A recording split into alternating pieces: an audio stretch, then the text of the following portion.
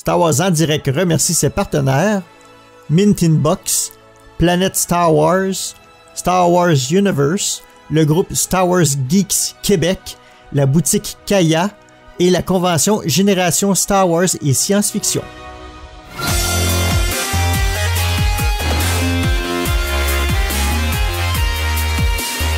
Bonjour, bienvenue à Star Wars en direct. La voix du fandom Star Wars, comme on dirait au Québec. Bon, comme d'habitude, je sais pas si vous avez des habitudes de la conférence tous les ans à QC. On n'a rien préparé, hein, comme tous les ans. On a un thème et on va vous demander de participer parce que ça va être très très très participatif. Ouais, il paraît. Voilà. On va être rejoint normalement en cours d'émission par Magali Villeneuve, l'illustratrice des romans Trône. Ouais, elle doit nous rejoindre si les 8 milliards de personnes qui sont en train de lui demander des autographes la libèrent vite. Et on a notre ami Tom qui a crevé un pneu sur l'autoroute, donc il y aura un peu de retard aussi. C'est pas vrai. Si, c'est vrai. C'est vrai. T'as pas vu la photo? Non. Ah, c'est la voiture dépanneuse autoroute. Voilà. Et vu qu'on commence à enregistrer, on va refaire vite fait des présentations et parole aux femmes avec Aude qui fait sa première convention de toute sa vie. On applaudit Aude. On applaudit. Et Aude, tu vas vite te présenter. Merci. Bonjour à tous, merci d'être là. Moi, je m'appelle Aude, j'ai 36 ans. Je suis dans l'équipe de Star Wars en direct depuis un peu plus d'un an. Non, à peu près un an. Donc, je suis ravie de faire cet anniversaire ici avec vous. Merci beaucoup de venir nous écouter. J'espère que vous écoutez les podcasts toute l'année, puisqu'on essaie de vous donner un contenu un petit peu varié sur tous les tons, des plus légers aux plus sérieux et aux plus experts. Et puis j'espère que vous allez passer un bon moment avec nous. Merci encore. Bon, Raphaël, vétéran de Magazine Box, vétéran de QC et président des Earth Builders en France, c'est ça? Oui, en plus c'est vrai. Oui, pardon. Oui, bonjour. Oui, je suis président du R2Builder, je fabrique des robots, les R2D2, là, les Shala. En plus de tout ce que je fais pour Meetingbox, pour Savoir en direct et d'autres associations, quelles qu'elles soient dans l'univers Star Wars ou pas dans l'univers Star Wars. Je vais repasser le micro et puis après on va commencer tranquillement et tout va se passer dans le meilleur des mondes, vous allez voir. À qui je donne le micro? Moi, je suis Sébastien. J'ai rejoint Star Wars en direct en 2015 et je fais avec Raphaël souvent les émissions collection. Ouais. Donc on parle souvent d'une thématique qu'on apporte, voilà. Et tous les ans on aime bien dire des bêtises à QC. Voilà. J'aime bien ton voilà. Ah oui. Et voilà. Et voilà, j'ai passé la parole à Sylvain. Ah oui, Sylvain, il a a déjà un micro, donc j'ai pas besoin de passer le micro. Ouais, j'ai squatté le micro. Vous avez vu, cette année, je le colle bien à ma bouche, comme ça on entend directement, tout de suite. C'est gros mots. Hey, ils sont là tous les ans, les deux. Ça va? Alors, moi, c'est Sylvain, de Star Wars en direct. Voilà. Non, alors, le thème de cette année, je l'ai trouvé en 2 minutes 50 à peu près devant mon PC. Parce que les héritiers voulaient absolument qu'on ait un programme. Alors vous ne savez pas, mais tous les ans ils demandent des gens, vous avez parlé de quoi, vous allez faire ci. Et bon, moi programmer quelque chose, j'aime pas. Donc on était à la dernière ligne droite et on a trouvé ce thème qui est comment est-ce que vous vivez votre fanatitude Star Wars au quotidien. Et quelle place ça prend dans notre vie. Voilà, c'est ça. Et telle est la réponse. Merci voilà. encore. Voilà, au revoir, bonne soirée. Non, parce que les thèmes, savoir si Filoni c'est bien, si Ahsoka elle est pas trop... Ah, c'est toi, Ahsoka. Ouais, c'est ça. Vous avez vu, c'est un fan d'Ahsoka. Non. Voilà, si elle est surestimée ou pas. La première chose d'Ahsoka, c'est son maître de course. Voilà. Je trouvais que c'était un peu redondant, des choses qu'on entend très souvent, alors pas forcément en convention, mais dans d'autres podcasts. Et je voulais quelque chose de plus personnel finalement, parce qu'on discute, on est fan, mais pour nous, pour vous, ça veut dire quoi être fan? C'est quoi votre quotidien de fan? Comment est-ce que vous vivez votre passion Star Wars? Donc, en plus, ça permettait d'être très interactif. donc que nous, on en fasse le moins possible. Voilà. Moi, je propose qu'on fasse 2 grosses parties pour la conférence, plus une partie de comment on est devenu fan et quand on est devenu fan, comment on a vécu petit à petit cette passion, et une deuxième partie qui explique qu'est-ce qui nous a mené un jour de dire tiens, je vais passer du fan à être actif dans la communauté en rejoignant un site, un podcast, des choses comme ça. C'est ça, ouais. Être actif, voilà. Et on va vous donner la parole, bien sûr, pour que vous témoigniez. Si on présente déjà lui, il n'a pas le droit à la parole, les deux là, la parole non plus, lui c'est pas la peine, lui non, à chaque fois il pose des questions à la con, donc on fera le tri, hein, ne vous inquiétez pas. Et bien on va commencer par Aude. Raconte-nous ta vie, Aude. Ah bah merci. Ils sont partis, ils partaient pas. Alors revenez. Ah bah tout le monde part, il y en a 6 de partis d'un seul coup. Ah ben voilà. Aude prend le micro. Super. Ouais. Alors j'espère que vous m'entendez. Même à l'extérieur de la tente, je vous invite à rentrer dans la meilleure conférence de votre vie, de la génération Star Wars et science-fiction, puisque tout le monde est concerné. Non, ça on ne dira pas. C'est qu'est-ce que ça apporte au quotidien, ou pas au quotidien dans nos vies Star Wars. C'est comme n'importe quelle passion, ça peut aller d'un tout petit truc, comme te bouffer complètement la vie et le budget, mais on n'est pas là pour juger, donc c'est pas grave.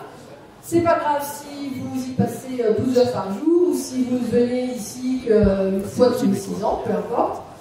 Le dénominateur commun, c'est cette communauté qui est parfois toxique, mais quand même souvent très familiale et très sympa.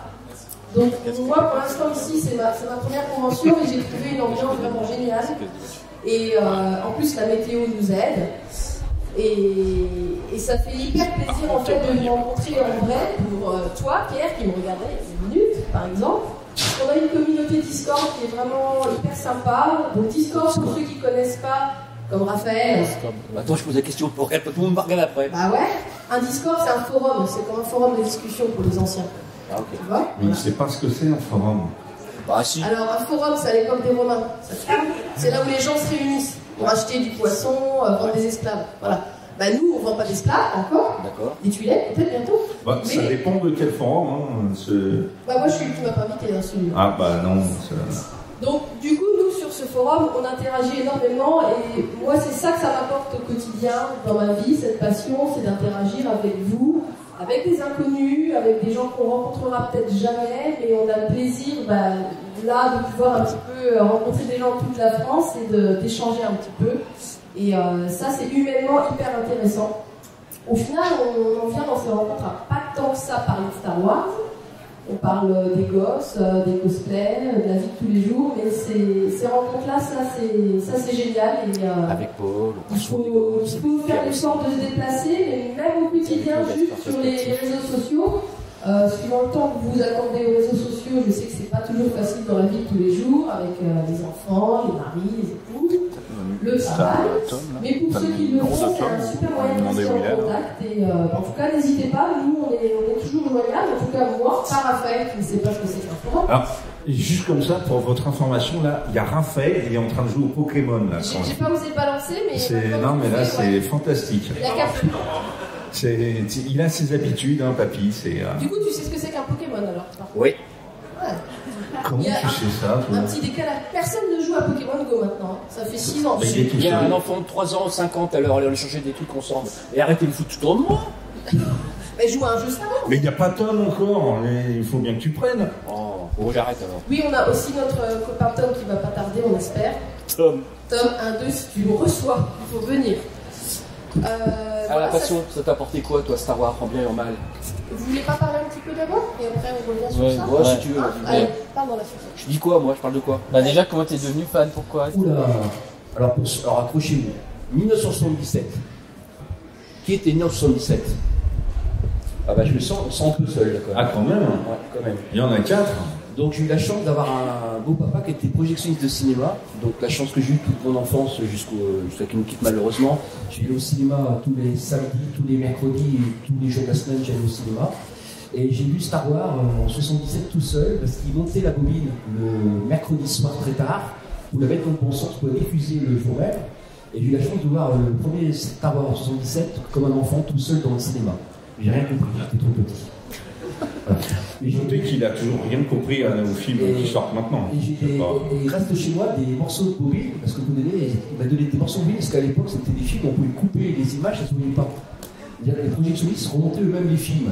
Donc ça veut dire que je pouvais avoir des morceaux de bobine, j'étais content, et puis tiens, j'étais fan de robots, il m'avait donné R2D2, et j'étais. Voilà, ça a commencé comme ça. Mais j'avoue qu'en 60. Attends, t'es mort. T'as des morceaux de bobine de Star Wars? Oui, de 77, oui. Déjà R2D2, tout à fait. Mais c'est pour ceux qui connaissent, on montait les films à l'époque, hein. C'était pas comme des bandes vidéo maintenant, les films on les montait, on les rembobinait à l'envers, à l'endroit, pour repasser. Il y avait, je ne peux pas expliquer tout l'envers du cinéma, mais j'ai baigné dans ce monde du cinéma très petit, et sur 77, j'ai pas compris ce qu'était Star Wars. Voilà, je vous l'avoue. Après, 2001, c'est l'espace, là, j'ai encore rien compris. Non, mais moi, je vous dis, je voulais savoir comment ça s'est passé. Après, j'ai eu la chance de voir c'est l'Empire contre-attaque, c'est ça? À ce moment-là, oui, après. Et là, j'ai commencé à comprendre le film, à comprendre tout l'univers qui était lié à ce monde de science-fiction. En fait, la science-fiction n'était pas aussi accessible que vous actuellement. Bon, la science-fiction, il n'y avait que le cinéma, que des revues américaines qu'on achetait à Paris. Fallait-il encore aller à Paris? Comme maintenant on va à Paris avec le TGV, mais nous, à l'époque, on avait 8 heures de train pour y aller, 8 heures pour revenir, avec des chiots. En diligence. En diligence, et alors, au truc fumeur, en plus, je ne raconte même pas. Donc c'est vrai que c'est là que j'ai vu la passion en fait, des robots et de l'univers Star Wars. Et la robotique, ça m'a toujours baigné, j'ai toujours été inspiré. L'univers Star Wars m'a montré tout ce que pouvaient être les créatures, toute la science-fiction qu'on retrouvait dans une émission qui s'appelait Temps X. Alors Igor Grishka ne fait partie de ce nom, mais c'est à l'époque où il y avait Temps X, pour ceux qui l'ont connu, où on parlait de science-fiction, j'étais baigné dedans, c'était génial, vous imaginez pas. On découvrait, on dévorait des trucs qu'on ne savait même pas que ça existait. On allait au cinéma en costume, ce que je disais, on mangeait des michocos, tu as présenté, parce que je disais, on achetait des michocos, voilà, des michocos au cinéma, oh, c'était le roi du monde, voilà. C'est l'ouvreuse qui les vend. Ouais, l'ouvreuse, je disais michocos, c'était le roi du monde, ben, moi j'ai dit michocos. Voilà. Et puis regardais le film, c'était toute un cérémonial qui existe plus maintenant. Le cérémonial, c'est beau ça. Donc voilà, et depuis, je suis devenu fan de Star Wars, et dans les années 90, j'ai commencé à faire des conventions par tour des hasards.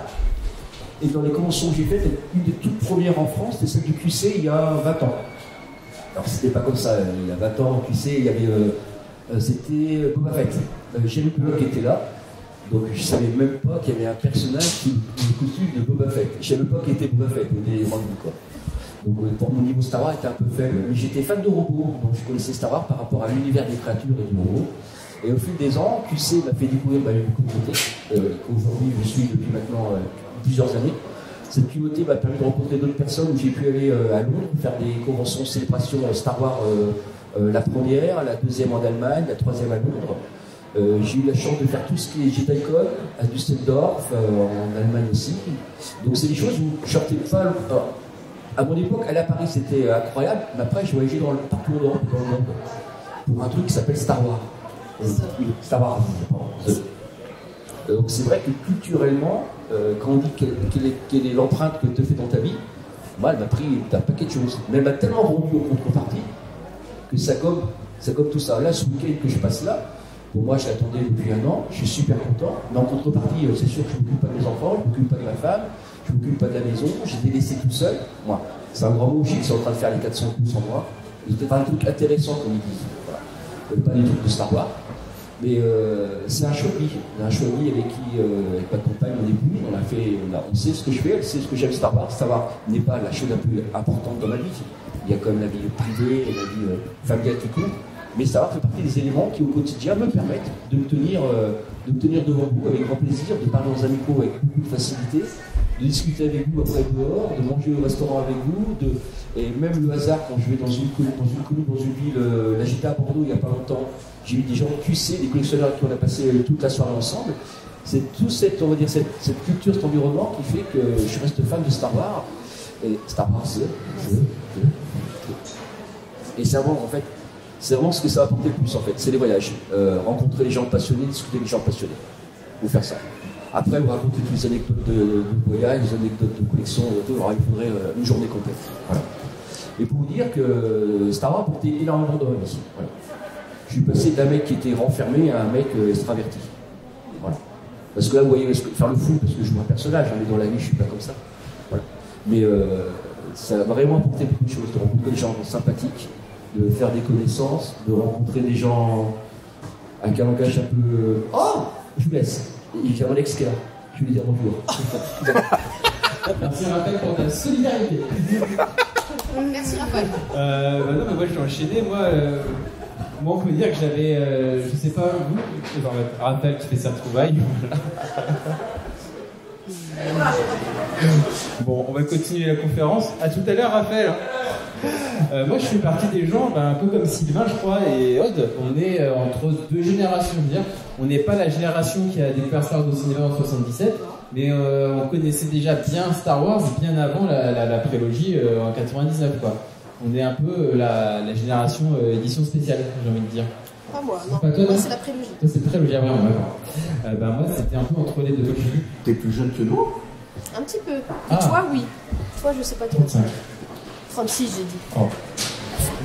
Et non, moi j'ai découvert ça à 5 ans à la télévision sur France 2 et au moment de l'ouverture de Disneyland, ma mère bossait là-bas, donc j'étais baigné dans Star Tours toute ma prime jeunesse que je faisais une centaine de fois. Et moi très vite, comme beaucoup, j'ai commencé à acheter les jouets des 95 quand ils ont ressorti les jouets, des choses comme ça. Et en fait, moi ce que je voulais faire, c'était m'impliquer très vite dans la communauté, mais à l'époque, mais je pouvais partager ma passion juste avec mes camarades de classe qui découvraient Star Wars en CM2 avec l'édition spéciale, donc on s'échangeait des cartes BN, des choses comme ça. C'était ah oui, les cartes BN. Je sais pas si vous avez déjà collectionné les cartes BN Star Wars en 97. Pas mal d'entre vous aussi, voilà. Moi, je les ai toutes eues, je les ai toutes perdues et je les ai presque toutes retrouvées. Il m'en manque 2. Donc, si vous avez un Dark Vador et un Obi-Wan, je suis preneur. Et après, dans les débuts des années 2000, ce qui était bien, c'est qu'il y avait l'arrivée d'Internet et des premiers sites de fans. Et avant de m'impliquer là-dedans, moi, ça m'a permis, surtout avec MSN, des choses comme ça aussi, à l'époque. Je ne sais pas si vous avez connu MSN. Si vous êtes. Non, je pense qu'ici tout le monde a connu MSN. Parce que vous avez whizzé sur Voilà. Le seul qui n'a pas connu MSN, c'est Raphaël, mais Oui, il n'est plus là. Il arrive. Et en fait, ça m'a, comme disait Raphaël, en fait, ça m'a permis d'avoir accès à d'autres fans partout en France, et je me suis fait aujourd'hui, comme tous les gens ici, des vrais amis à partir de ma passion. Ça a surtout agrandi mon cercle d'amis. Et quand on se voit, on se parle pas forcément de Star Wars et tout. Par exemple, avec Raphaël, on a tous les deux un fils qui s'appelle Gaspard. On aime bien en rigoler. Comme quoi, Star Wars, ça mène à tout. Moi, Star Wars, ça m'a aussi amené à trouver du travail, tout simplement. Ah oui, c'est parce que moi, je suis dans l'audiovisuel et un jour, quelqu'un faisait un reportage sur les fans de Star Wars et qui m'a dit, mais tu es monteur aussi et tout. Ah bah super, parce que moi, je cherche des monteurs pour une émission et tout. Et ça a fait boule de neige et aujourd'hui, je suis toujours dans l'audiovisuel et grâce à Star Wars en l'occurrence, quoi. Donc merci. Et j'avais toujours des rêves d'enfant de me dire j'aimerais bien rencontrer Harrison Ford, j'aimerais bien rencontrer Nathalie Portman et tout. Et je me suis donné les moyens dans ma vie professionnelle de le faire et j'ai pu le faire. Donc voilà, aujourd'hui j'ai pu rencontrer Harrison Ford, Nathalie Portman, Samuel L. Jackson, Ewan McGregor, tout ça, dans le cadre de mon travail. Et il y a Thomas qui est arrivé. Thomas, ça y est, enfin. Thomas qui était sur l'autoroute dans une dépanneuse avec un pneu crevé. Bonjour à tous. Salut. Attention, Sylvain. Là, je crois que tout le monde est là, c'est cool. Un tour de table et puis après tu vas nous expliquer pourquoi comment tu es devenu fan dans une première partie. Après on va parler au public, on va laisser la parole au public. Ouais. Dans la deuxième partie, on va expliquer qu'est-ce qui nous a poussé à nous impliquer, par exemple à nous dans Star Wars en direct, Raphaël et moi sur nos sites internet aussi respectifs et tout, voilà. Tout ça. Et comme disait Raphaël aussi, en fait, au début, j'étais fan, j'étais un jeune célibataire, et donc je pouvais un peu utiliser tout mon argent comme je voulais, décorer tout mon appart avec que du Star Wars et tout. Et puis, on grandit, on se marie, on a des enfants, et puis, on se rend compte qu'on ne peut plus. Des enfants. Oui. Ça s'appelle Gaspard, et toi? Gaspard aussi. Gaspard aussi. Et que voilà, on ne peut plus mettre sa déco où on veut, comme on veut, et surtout, on ne va pas non plus mettre tout son budget pour Star Wars. Il y a aussi d'autres choses comme les couches, les vêtements, des choses comme ça. Et du coup, c'est aussi trouver savoir dans sa vie de tous les jours, c'est de trouver un compromis, voilà. Parce que moi, je ne vis pas avec une fan de Star Wars. Et c'est très bien d'ailleurs parce que voilà, ça me permet de me canaliser aussi dans ma passion. Ça permet d'apporter un équilibre. Et je trouve qu'avoir des enfants aussi, c'est bien dans le sens où on a envie de transmettre ça, de transmettre sa passion, sans pour autant les dégoûter. Donc moi, le mien, il a 2 ans, donc c'est encore jeune, mais j'ai toute cette stratégie de me dire, il faut que tu aimes les figurines de papa, que tu as envie de voir les films, d'où ça vient, et de toi-même, que tu as envie de découvrir. Et pas que ce soit papa qui te harcèle de ça, et qu'après tu dises, ah, c'est nul les trucs de papa, moi je joue à Fortnite. Voilà. Les deux sont compatibles. Mais il y aura des persos de Star Wars sur Fortnite là? Oui, c'est pas des racistes, mais voilà, tout ça pour dire que notre passion, elle évolue aussi avec notre âge, avec notre parcours de vie. Et on fait pas la même chose aujourd'hui qu'on faisait hier, quoi. Ouais. Voilà. Donc du coup, la passion au quotidien, la place que ça prend, ça évolue aussi. Et c'est bien aussi d'avoir quelqu'un à la maison qui est là pour contrebalancer et pour dire, il n'y a pas que ça dans la vie, il faut aussi faire d'autres choses et tout. Et ça apporte un vrai équilibre. Et voilà. Même si ce loco, on n'est pas content parce qu'on veut quand même enregistrer ce podcast à 22h, donc on veut quand même acheter cette figurine à 50 € alors que c'est pas très raisonnable. C'est comme bien d'avoir quelqu'un qui dise non mais là tu déconnes, arrête. Voilà. Mais qui te laisse faire aussi des week-ends d'AQC et de s'occuper des enfants toute seule. Voilà. Tout à fait. Et toi Sylvain? Je suis devenu fan, ceux qui me suivent régulièrement, grâce à Tonton Jeannot.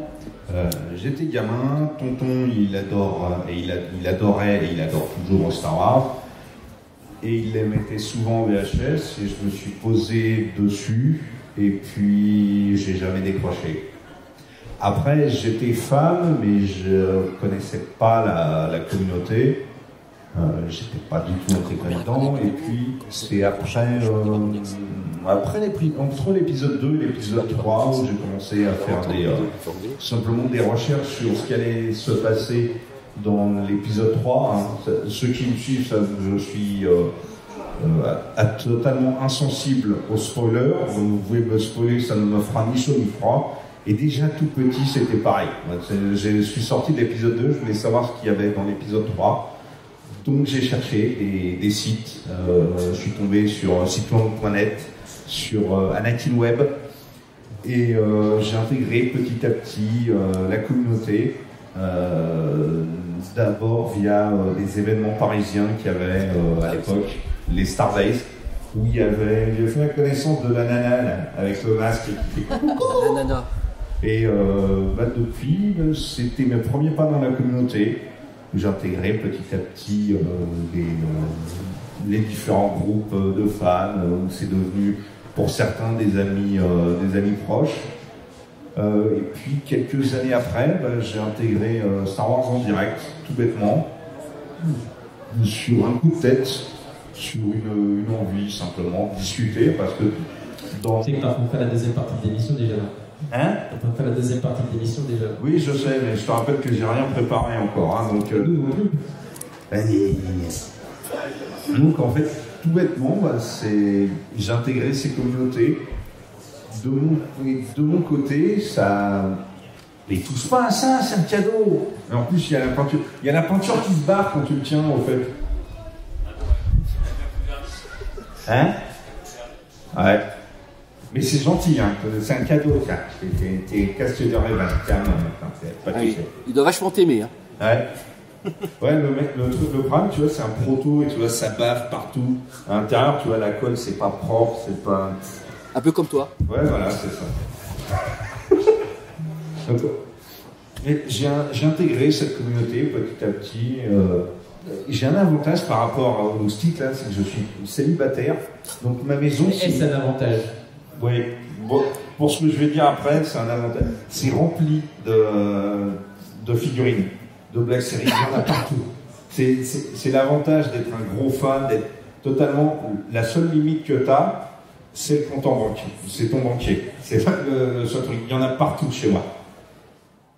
Et puis voilà, t'as un avis, à toi. Est-ce que tu lui déballes pour y jouer de temps en temps? Alors, je les déballe, oui, je n'y joue pas. Je joue avec pas bon non plus. Ok. Ah, c'est pas pour ça. Je me posais la question. Toi, tu peux pas jouer, t'as que des R2D2. Tu peux pas faire d'histoire avec que des R2D2. Non, j'en ai d'autres. Mais je le dis pas parce qu'après. Ah, ouais. Pardon. Parle-moi de toi. Non, je fais pas que R2D2, j'ai fait beaucoup de choses en Star Wars, mais je suis mon focus c'est R2D2, mais j'ai une passion pour tout ce qui est lié à Star Wars en fait, c'est ça le problème. Parce qu'on quand on parlera de la deuxième, la thérapie, là, de ce qu'on parlera après, vous évoquerez comment on se met des freins et que ces freins, ils marchent pas. Ouais. Ah, la maman. Je vous laisse continuer, pardon. Je te remercie. Donc du coup là, on raconte pas à quel point on est destroy en fait avec Star Wars, on dit juste comment on a rencontré. Comment t'es devenu fan et la place que ça a pris dans ta vie, sans parler forcément de ton application, sans dans la communauté, on en parlera après. D'accord, la question est bien précise. Donc du coup, le Star Wars pour moi à la base c'était juste le retour du Jedi. J'avais pas compris qu'il y avait des épisodes avant. Et à l'époque, au tout début, j'étais comme toi, fan de R2D2, c'est mon personnage principal.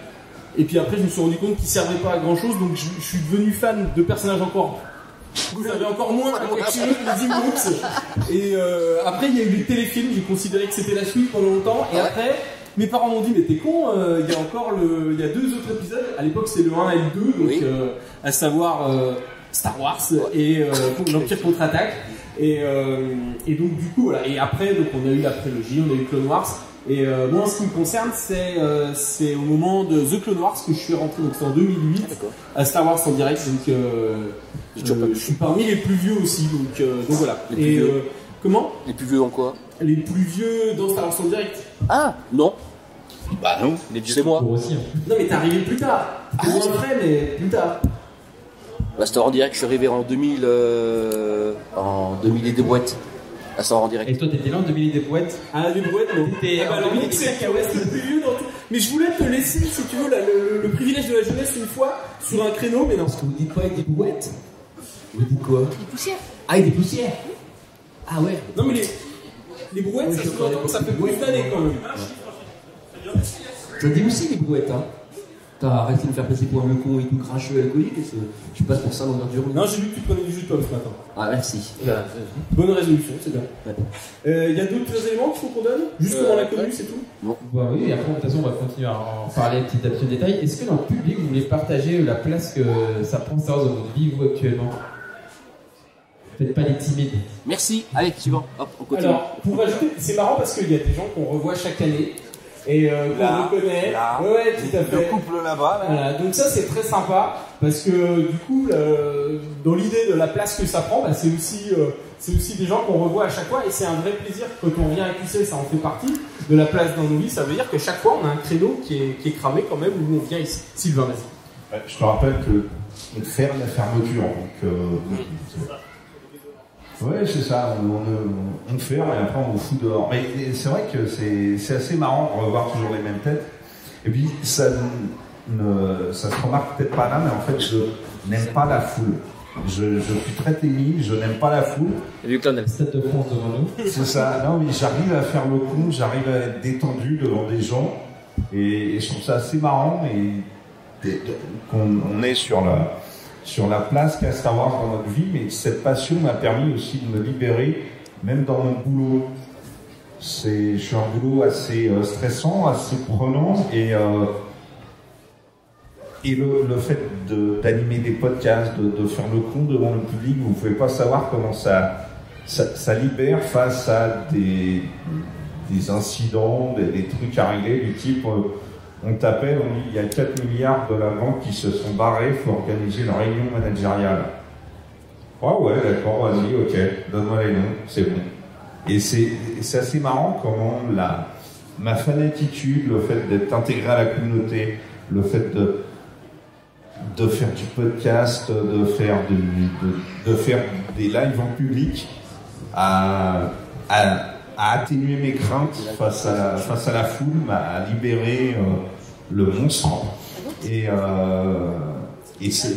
dans ma vie professionnelle, ça m'a très souvent ouvert des portes en fait.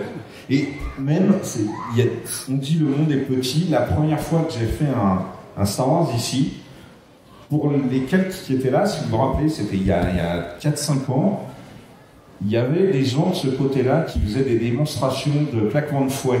Oui. Vous vous rappelez de ces gens-là ? Ça t'a ouvert quoi comme porte ça ? Le claquement de fouet. Le claquement de fouet.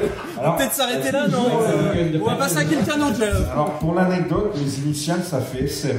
Vous en faites ce que vous voulez avec le fouet. Et donc j'ai intégré, j'en suis de boulot il y a 3 ans maintenant, j'ai intégré une nouvelle société Et la personne responsable du planning était fan aussi de Star Wars. Je discute et je me rends compte que elle aimait beaucoup QC, que cette personne-là est un... Ouais, attends. Elle aimait le fouet. Et c'est l'un de ceux qui a créé la 501 française, qui a quitté l'association et qui faisait partie maintenant d'une association fan d'Indiana Jones, qui faisait des démonstrations de fouet. Il y a 3 ans, mon chef actuel, c'était l'espèce de petit enfoiré qui était là-bas, qui faisait claquer son fouet et qui nous emmerdait pendant l'enregistrement. Ah ouais, tu lui as dit? Ouais, et ça on s'est marré comme des baleines une fois qu'on a fait qu'on a matché. Et c'est... Vous faites regarder la baleine? Hein? Vous faites regarder la baleine? Non, pas envie. Et c'est marrant, mais l'anecdote me fait marrer, me fait sourire. Et rien de savoir avec ton chef, en fait, que tu partages les mêmes passions, tu as la même fanatitude, tu peux pas savoir comment les relations professionnelles sont apaisées. Est-ce que quelqu'un veut prendre la parole pour expliquer ce que la place qu'a pris Star Wars dans sa vie? Vous êtes encore super timide à l'heure actuelle. Allez bien. Ouais, mais on voulait quelqu'un d'autre, nous. Mais non, il parle à chaque année, lui. Ben oui, mais heureusement, il est là. Ouais, mais il a plein de badges de toi. Hein? De moi? Non, de nous. Non, de Star Wars. Ah. Bah, alors c'est de lui, pas de moi, patate. Mais arrête de tout ramener vers toi. Laisse les paroles. Je suis tombé dedans assez jeune, parce que j'ai pu confirmer avec ma maman que c'est le deuxième film que j'ai vu au cinéma, après Bond. Et c'était le Retour du Jedi. Moi aussi, j'ai commencé par là. Du coup, ça t'a rien fait quand l'Ewok c'est mort, quoi, après avoir vu Bond? Oui, non. Ah, tu m'étonnes. Alors, c'était pas en 2003, c'était pas en 1983, c'était en 86, peut-être qu'à Paris, c'était diffusé encore pendant plusieurs années. Ado, je suis resté dedans en usant des cassettes vidéo de manière abusive, en voyant un nombre incalculable de fois la trilogie, à l'époque la seule qui existait. Mais je considère que je suis devenu fan plus tard, vers 16-17 ans, en découvrant l'univers étendu. Et en me disant, mais mon Dieu, il y a tout ça derrière qu'on peut découvrir, et il y a donc une grande quantité d'imaginaire à aller chercher. Et quand on est lycéen, et ben c'était vraiment une révélation. Et puis depuis, je gère des piles de trucs à lire, à jouer, machin. Et donc voilà, Star Wars dans mon quotidien, c'est faire que la pile elle monte pas trop, parce que sinon on me fait engueuler sur la table à côté du lit. C'est pas vrai, elles font bah non, c'est pas vrai. Hein. C'est pas vrai. Hein. Vous le disputez ou pas? Ah, baratin, l'autre, arrête. Tu fais ce que tu veux à la maison, comme tous les mecs, dis-le, quoi. Attends, regarde ça pour toi et Thomas, et puis moi. Est-ce que j'ai deux jeunes, en fait, devant, qui voudraient peut-être dire un truc. Alors, quelle place ça prend dans... Vous êtes pas obligé, hein. Allez, venez. Vous pouvez venir dire une connerie si vous voulez. Ah bah bravo, non mais... Mais t'arrêtes de maltraiter tes mômes. Non. Tant pis. Bah, c'est leur fait des week-ends dans une dépanneuse et ils sont très contents parce qu'ils découvrent ça après.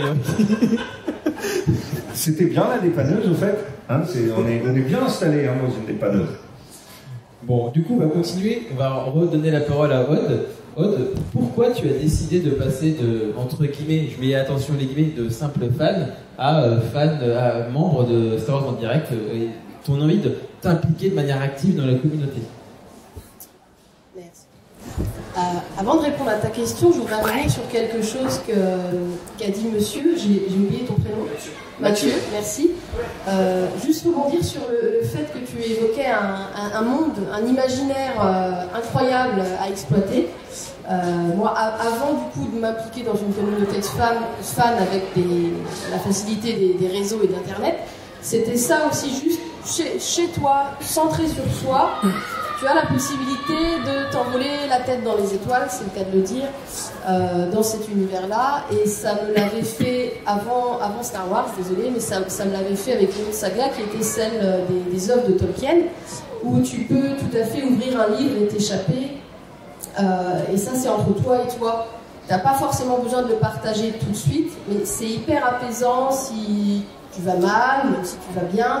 C'est ta bulle à toi et c'est des univers comme ça fantastiques, de fantaisie, d'heroic fantasy qui te permettent un petit peu plus facilement que la réalité, que les œuvres qui se mettent dans un univers de réalité alternative classique.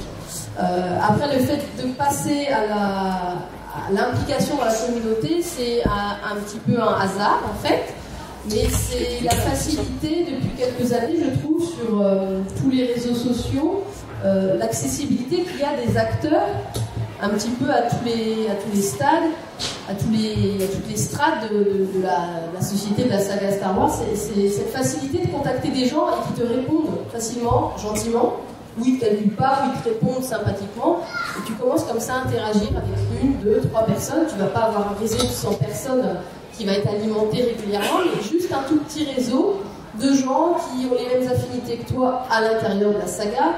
Moi, sans surprise, j'ai commencé à contacter des filles. Donc moi, c'est sexiste, ça. C'est pas sexiste, c'est la réalité. C'est que des filles de la saga Star Wars, dans l'univers francophone Star Wars, j'en connais pas 5 ans. Personnellement, c'est Claire et Aurélie de la chaîne Lucasfilm qui m'ont fait m'impliquer vachement. Et c'est grâce à elles que je suis là, parce qu'un jour, elles ont interviewé Fabien, qui était précédemment dans notre équipe, et qui a eu aucun recrutement féminin dans Star Wars en direct. Et comme votre équipe était quasiment exclusivement composée de garçons, c'est comme ça que je me suis dit que pourquoi pas venir un petit peu mettre une touche de féminité là-dedans et de pouvoir interagir avec d'autres. Mais c'est vrai qu'à partir de ce moment-là, les interactions sont quotidiennes et l'investissement il est quotidien. Et dans ces cas-là, les maris, les enfants le remarquent qu'on est un petit peu toujours connectés à Jessie, à Alexa, pour telle émission, pour telle intervention. À nous de savoir un petit peu gérer en fonction du temps qu'on a au quotidien dans la vie, sans que ça fasse trop de friction.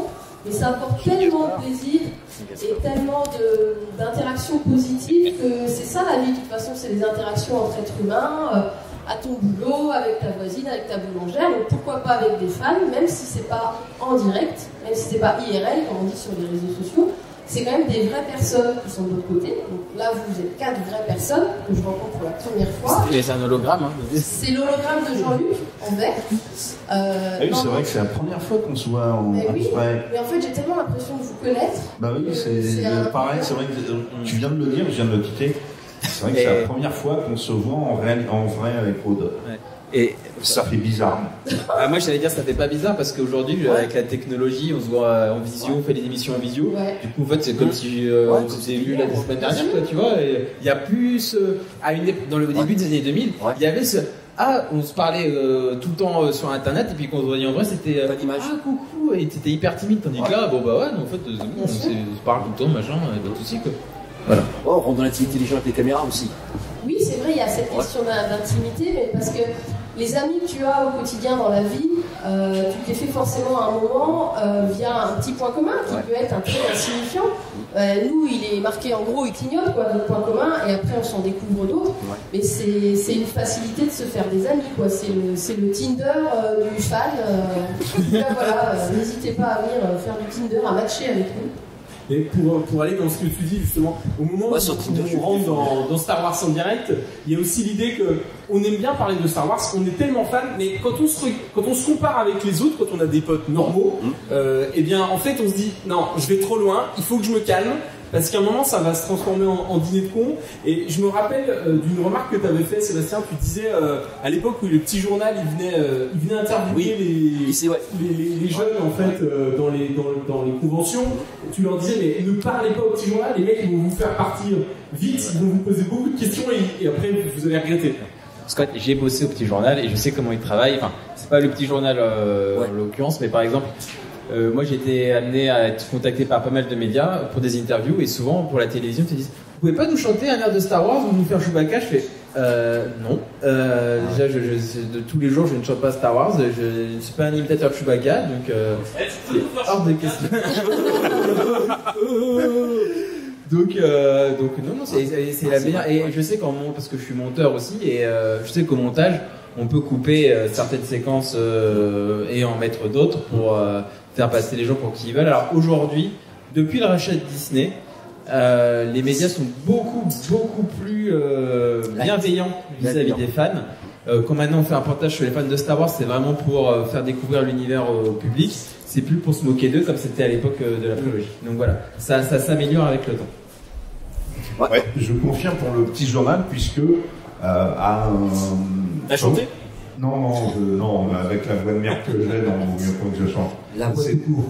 Les Star Wars Réunion au Grand Rex, tu t'en rappelles? Ouais. Oui. Eh ben, j'étais dans la file d'attente le matin du Star Wars Réunion 2, et il y a des gens du petit journal qui interviewaient différentes personnes dans la file d'attente.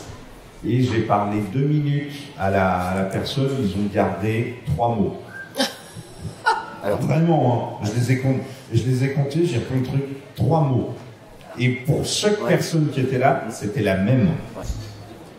Et ne parlez pas aux médias. Voilà. Alors, Ne parlez pas aux médias. J'ai vu une anecdote de Star Wars Réunion 1. J'ai été interviewé par une grande chaîne nationale. Ils n'ont jamais diffusé, j'ai jamais compris pourquoi. Ils me posaient des questions sur Star Wars, j'ai tout répondu dans Star Trek. Voilà. Ça veut dire que comme disait qui est votre acteur préféré, Picard, et toutes ces choses-là, et en fait ça découlait tellement de sources que les gars étaient tellement contents, je me posais plein de questions, je prenais des trucs vraiment liés à Star Trek et pas Star Wars du tout. Et je pense qu'il y a un mec au montage, je me disais, attends, il s'est foutu de ta gueule, quoi. Et ça, c'était à Réunion 1, et le mec qui est à côté de moi, qui est comme un des collecteurs de Meeting Box, un gros collecteur de jouets, Yann Leroux, il était à côté de moi, il a pas rigolé pendant 5 minutes, il s'est retenu, mais après il m'a dit, oh, complètement barge. Et si jamais il y a quelqu'un à travers les médias qui retrouve ces trucs-là à Réunion 1, où j'ai répondu tout Star Trek à lieu de Star Wars, et pour moi, c'est mes meilleurs souvenirs. Avec des anecdotes comme ça, on pourrait écrire un livre. Donc, je redonne à notre charmante demoiselle. Moi, j'en ai une anecdote, mais c'est sur le dos de Star Wars Universe, et je vais peut-être pas la faire. Non, on va pas la faire. Et surtout, Raphaël, on va repartir sur le sujet principal. Toi, tu as été, donc tu t'es impliqué dans Star Wars en direct, mais tu es aussi le président des R2 Builders. Oui. Qu'est-ce qui t'a, tu participes aussi à Might in Box, donc tu as 3 casquettes. Ouais. Qu'est-ce qui t'a amené à vouloir porter ces 3 casquettes et à t'impliquer dans ces diverses associations? Alors, pour faire simple, donc les casquettes que je porte, c'est purement législatif au niveau de la loi, parce que c'est mon fonds de commerce. Donc je sais gérer les structures associatives, gérer les structures entreprises et tout ça. Donc automatiquement, j'ai intégré ces structures-là pour les mettre dans la normalité, pour pas qu'il y ait de soucis. Parce qu'à l'époque, on nous laissait faire ce qu'on voulait en Star Wars. Au fil des années, on nous a un peu limité dans certaines choses, donc on voulait se mettre dans la législation. Donc, Meeting Box, j'ai monté l'association, tous les statuts d'association ont été en place. Pour R2 Builder, je suis le président, parce que je suis fan de R2D2. Ah bon? Oui, donc ils m'ont mis président de R2 Builder. Je suis le seul président mondial à ne pas avoir de robot R2D2, quand même. Voilà. Mais il est dans ma carte, en pièces détachées, que je monte quand j'y pense. C'est-à-dire, en 15 ans, j'ai dû faire 2 bis. Voilà. Donc, en fait, je me donne président parce que je suis quelqu'un qui, peut communiquer les gens, qui sait écouter, qui sait dire oui, qui sait dire non. Mais quand je dis oui ou non, je justifie après pourquoi je vais prendre cette décision. C'est fini les élections. C'est fini les élections. Vous avez vu, mon métier, elle m'avait dit, parce qu'en fait, je travaille dans la politique, donc je peux vous tenir un discours n'importe quoi. Je vais me faire croire, mais tout se met tout nu à cause de moi, ça continue. Alors, on continue. Donc, pour revenir à ça, donc, je suis dans plusieurs associations, d'accord, dans le but de les structurer, et surtout dans le but d'échanger aussi. Donc le R2 Builder, ça a permis à tous les compatriotes fabricants de robots aujourd'hui. Par exemple, j'ai une convention à Colmar, une convention à... Il y a 3 conventions où je sais qu'il y a des robots d'R2 qui sont en démonstration. Voilà. Mais ça se fait légalement, on a fait de l'assurance, tout est fait pour que ça se passe très bien pour eux, l'hôtel. Toutes ces choses-là, il fait que... Donc ça, c'est mon côté professionnel. Pour Meeting Box, c'est différent, là, c'est parce que je suis fan de jouer. Et à l'époque, dans ma petite campagne à 400 km de Paris, on n'existe pas. Le magasin de jouets le plus proche, ça n'existe même pas. Le magazine le plus proche, ça n'existe même pas. Donc on avait que Lucas Magazine comme référence, et on achetait nos jouets sur Lucas Magazine. Et il n'y avait pas Internet à mon époque, on n'avait que le Minitel, et on n'achetait pas sur le Minitel. Donc c'était un peu difficile d'avoir des jouets aussi. Donc l'évolution a fait qu'au fil du temps, quand Lucas Magazine a continué de se développer, et puis que les nouvelles technologies sont arrivées, j'ai tous rebondi sur les écrans à cette époque-là, et j'ai permis à mettre Meeting Box en place et je m'occupais du forum. Le forum, j'ai mis 360 000 ou 360 000 messages. C'est une idée. Je passe ça en moyenne de 21h jusqu'à 15h du matin. Voilà. Moi, ce qui me fait peur, c'est comment tu sais que t'en as mis autant? Tu sais le compte ou... C'est pas ça, parce que je sais le compte, et ce qu'on a discuté la dernière fois avec Paul, et on regardait, parce que ça fait 10 ans qu'on va plus sur le forum, et on a regardé le nombre de posts que je mettais par jour, et je mettais 60 postes par jour. Le taré. Voilà. Il est fonctionnaire, hein. Non, je suis pas fonctionnaire. C'est pour ça qu'il a autant de temps en fait. Non, je suis pas... Arrêtez de dire que je suis fonctionnaire, je suis pas fonctionnaire. Un fonctionnaire doit rendre des comptes, moi je ne rends pas de compte. Alors, je suis pas fonctionnaire. Donc j'ai fait énormément sur Big Box et ça a permis de rencontrer beaucoup de personnes et faire des conventions, rencontrer les gens qui sont autour de cette table, continuer à rencontrer des gens aussi. Alors tout à l'heure vous avez évoqué la notion de taré en fait, parce que quand on est entre nous on semble normaux, mais quand on est à l'extérieur on nous prend pour des barrages quoi. Quand je dis à ma secrétaire, je fais une convention à QC 3 jours, je fais ce qu'on QC, oh il y a un mec qui a sa poêle à terre et tout, j'aurai une dédicace. Ah ouais, je comprends pas. Mais c'est comme ça, donc il ne faut pas chercher non plus à convaincre les gens qui n'ont pas envie d'être convaincus. Voilà. Et trouver un équilibre dans notre couple, c'est qu'il y a mieux. Comme vous disiez avec le charmant monsieur à côté, ma femme ne supporte pas la collection. D'accord? Mais c'est ma femme. Donc elle a raison. Voilà. Mais je fais en sorte de faire ça différemment. Voilà. Mais c'est aussi un frein, ça permet aussi de limiter les choses, parce que si j'aurais pas de limite, voilà. Moi j'achèterais tout ce qui passe, ça me plaît, j'achète, ça me plaît, j'achète. J'ai pas les contraintes financières que certains ont, malheureusement ou heureusement pour moi. Donc ça fait que le frein des collections aussi m'a apporté beaucoup de visibilité, m'a permis de pas faire n'importe quoi aussi. Voilà. Je me suis fait des focus, j'ai préféré mettre toute mon énergie achetée à faire du forum, à faire plein de choses, plus dans les Star Wars. Je passe mon cours. Parce qu'on a Magali Villeneuve qui est arrivée, qui a pris ses dédicaces, qui nous a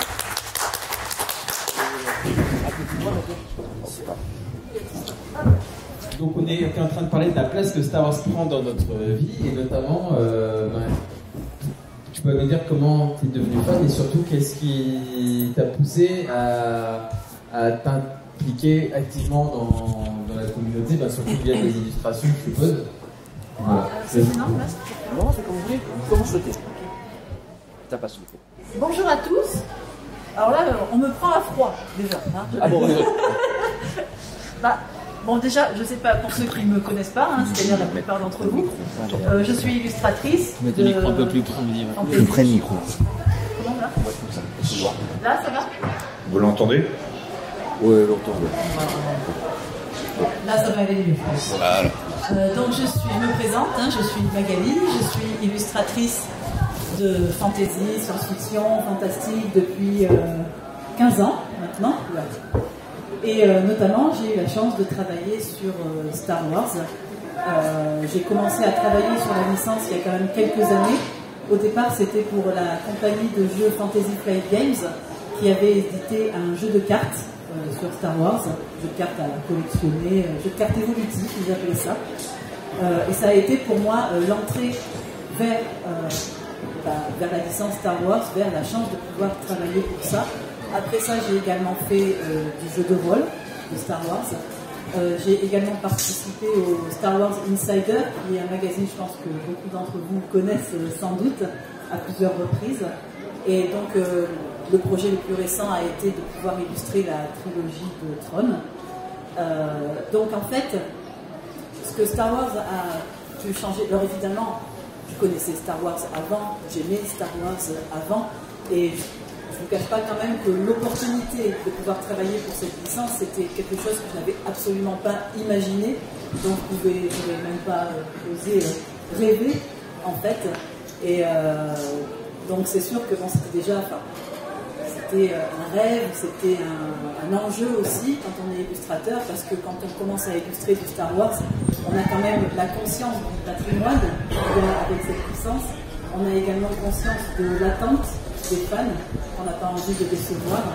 A fortiori, quand on est amené à illustrer des personnages connus, j'ai quand même illustré à de nombreuses reprises, par exemple, la princesse Leia, Luke Skywalker, bon, vraiment des personnages très emblématiques, Dark Vador, donc on a quand même, on sent sur ses épaules le poids de tout ça, de l'amour des gens, de l'importance que la licence peut avoir pour beaucoup de gens. Moi, ce que ça a vraiment changé, je crois, ça a été un accomplissement pour moi de pouvoir travailler, faire du Star Wars. Encore aujourd'hui, c'est un honneur, c'est presque difficile à croire que j'ai pu le faire. Et ça a aussi été évolutif pour ma carrière. C'est-à-dire que forcément, quand vous avez cette licence à votre actif, cette licence dans votre CV, c'est quand même, ça pèse un petit peu quand même. Et oui, je crois que c'est surtout ça pour moi.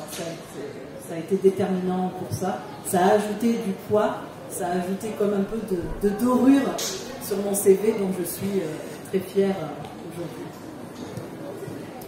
Et c'est Star Wars qui est venu à vous, ou vous qui êtes arrivé à Star Wars? Vous êtes illustratrice, mais comment c'est les éditeurs qui sont venus vers vous, ou c'est eux qui vont dire j'adore Star Wars, je fais de l'illustration, vous n'avez pas 2-3 trucs comment ça se fait? Ça, j'aurais jamais osé, je crois, parce que on se dit non, je suis pas digne de travailler pour Star Wars. Je pense que de moi-même, je ne me serais jamais dit oui, engagez-moi, je peux le faire. Non, c'était l'éditeur pour lequel je travaillais déjà, c'est-à-dire Fantasy Flight Games, qui m'avait déjà engagé pour d'autres licences comme le Trône de Fer ou le Seigneur des Anneaux. Quand ils ont développé ce jeu axé sur Star Wars, ils ont rassemblé donc un groupe d'illustrateurs dont j'ai eu la chance de faire partie parce que j'étais une bonne portraitiste. Donc ils savaient que s'il y avait besoin de ressemblance aux acteurs, j'allais pouvoir le faire. Et donc non, c'est vraiment eux qui m'ont proposé. Un jour, j'ai reçu dans ma boîte mail un message confidentiel, puisqu'à l'époque le projet était en développement, donc qui m'expliquait, voilà, on va travailler sur cette licence. Alors non, c'était même plus amusant que ça, c'est-à-dire qu'ils m'ont dit, on a un très gros projet en préparation, mais on ne peut pas te dire ce que c'est, on veut juste savoir si tu aimerais en faire partie. Auquel cas, sans vous dire le nom, sans me dire le nom. C'est marrant, ça me rappelle des CV qu'on reçoit de temps en temps. Sans me dire le nom, en me disant juste, pour qu'on puisse te dire le nom, on va devoir déjà te faire signer une clause de confidentialité, parce qu'on ne présente pas avec Star Wars quand même. Prélever mon ADN, bien sûr, pris quelques cheveux, comme ça, fichier, les empreintes, machin, enfin tout, quoi.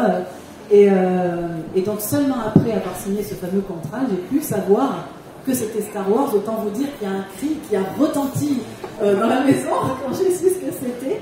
Et ouais, ça s'est passé comme ça. Ouais. Est-ce que travailler sur Star Wars, ça change la perception qu'on a de l'univers et de Lucasfilm ou pas du tout? Pas vraiment. Pour ce qui est de Lucasfilm en eux-mêmes, moi j'étais quand même déjà habituée à ce type de clientèle, à ce type de compagnie. Ce qu'on peut retenir de Lucasfilm, c'est qu'ils sont stricts. C'est-à-dire qu'il y a... J'aurais choisi un autre terme, mais... Je ne me mêle pas à ce genre de débat. Non, mais c'est vrai que voilà, il y a un cahier des charges à respecter. Il y a également des choses qu'on ne peut pas faire en tant qu'illustrateur. Enfin voilà, ce qui est normal. Encore une fois, c'est un patrimoine, et un patrimoine qu'on est tenu de respecter quand on travaille pour eux. C'était quoi la question, pardon? Je me suis un peu perdue. Est-ce que travailler, quand on est passionné, après travailler, mélanger un peu professionnalisme et passion, ça change un peu la perception qu'on a de sa passion? Oui, en ce qui me concerne, ça rajoute du stress. C'est-à-dire que je ne peux jamais oublier, quand je fais du Star Wars, je ne peux jamais oublier les fans. Ça a été très marqué pour moi quand j'ai travaillé sur la trilogie de Tron, par exemple. Parce que je savais vraiment que ce personnage était très emblématique, mais aussi très apprécié. Il avait déjà été en plus beaucoup représenté. On avait quand même beaucoup de représentations graphiques du personnage. Et là, c'est vrai que moi, j'arrivais avec mon style, qui n'est pas forcément le style par lequel le personnage est abordé, un style assez classique, un peu réaliste. Donc ça allait forcément changer peut-être un peu la physionomie que les gens ont en tête pour ce personnage-là. Et c'est vrai qu'il y a toujours cette interrogation. Il ne faut pas croire qu'avec les années de carrière, on n'a plus cette appréhension-là. Non, moi j'avais vraiment une appréhension de me dire, mais comment les gens vont recevoir ces illustrations?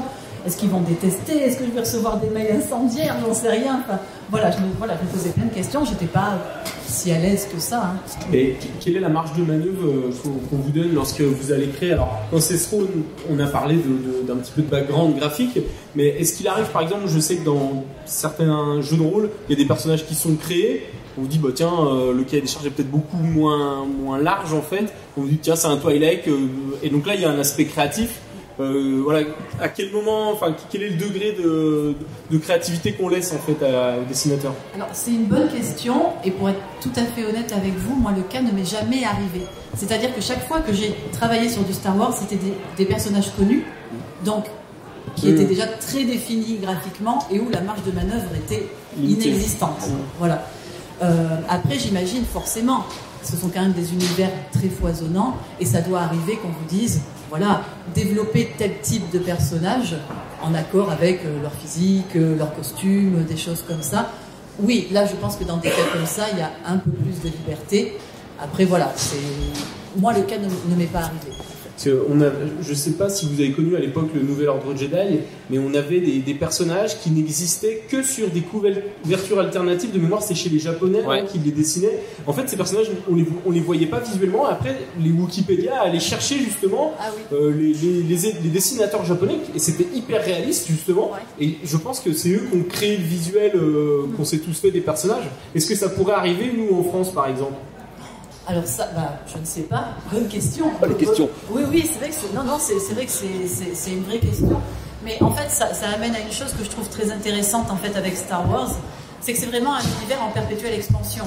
C'est-à-dire que il y a tellement de choses qui sont faites, que ce soit écrites ou illustrées, qu'on voit bien que c'est un univers qui en est arrivé à un point où il s'auto-alimente. Et il peut, effectivement, on peut partir d'une couverture qui va être faite, ou si ça se trouve ensuite, que le personnage qui a été créé juste pour cette couverture pourrait un jour intégrer l'univers étendu et devenir vraiment un personnage à part entière.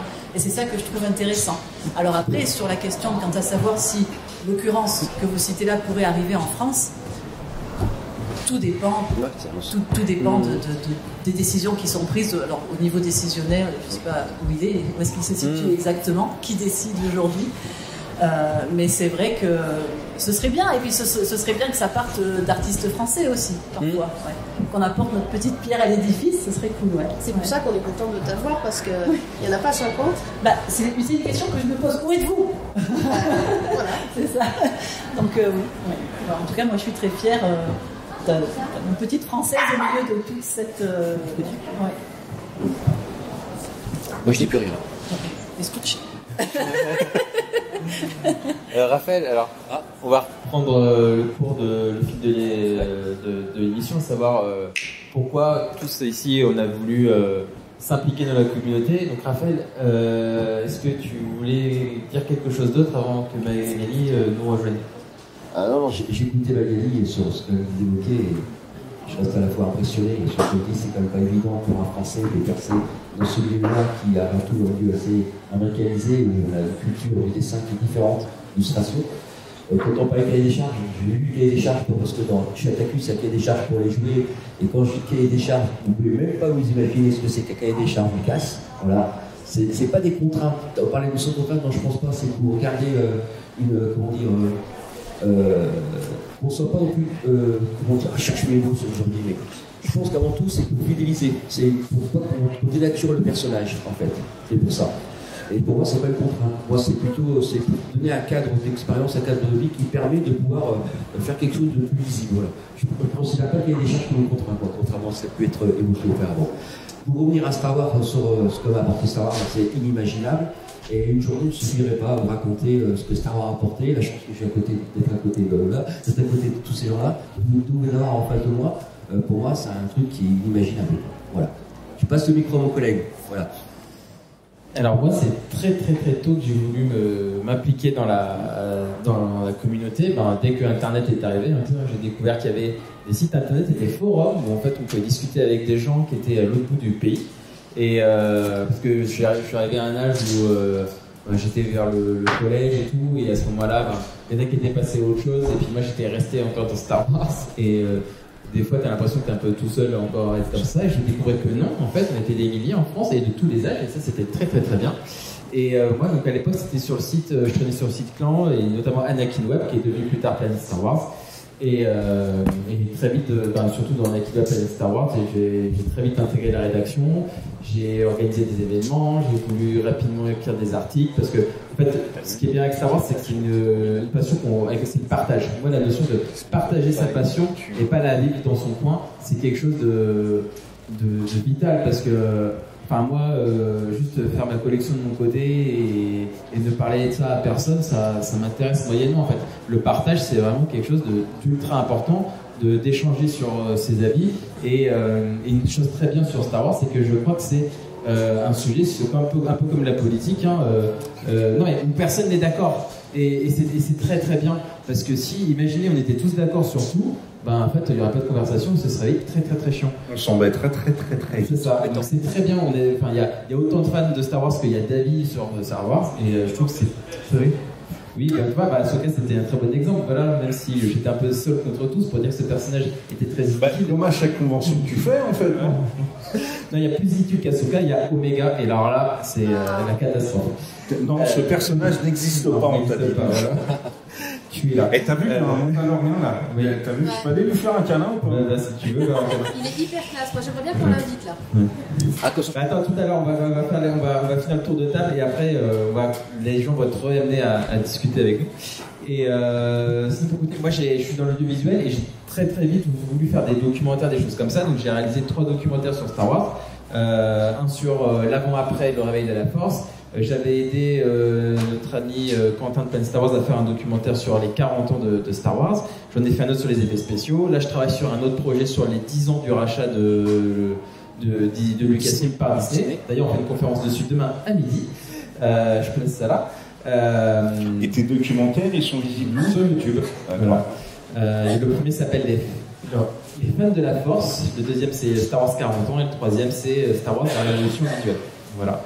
Et au-delà de ça, avec le Planet Star Wars, je faisais de la vidéo, de l'événementiel et des articles. Et il me manquait encore le podcast parce que ça ne permet pas de discuter un peu avec des gens de vive voix. Parce que si les gens de vive voix, c'est quand même hyper intéressant.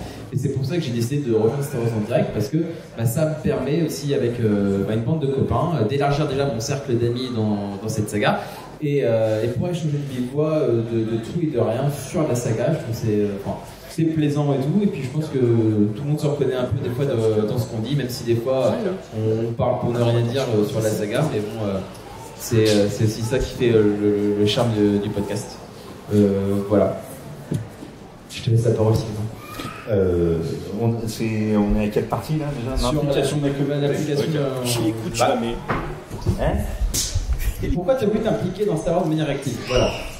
Ben, je sais plus en fait. Bon, merci Sylvain. En fait, je suis rentré dans Star Wars en direct un peu par hasard.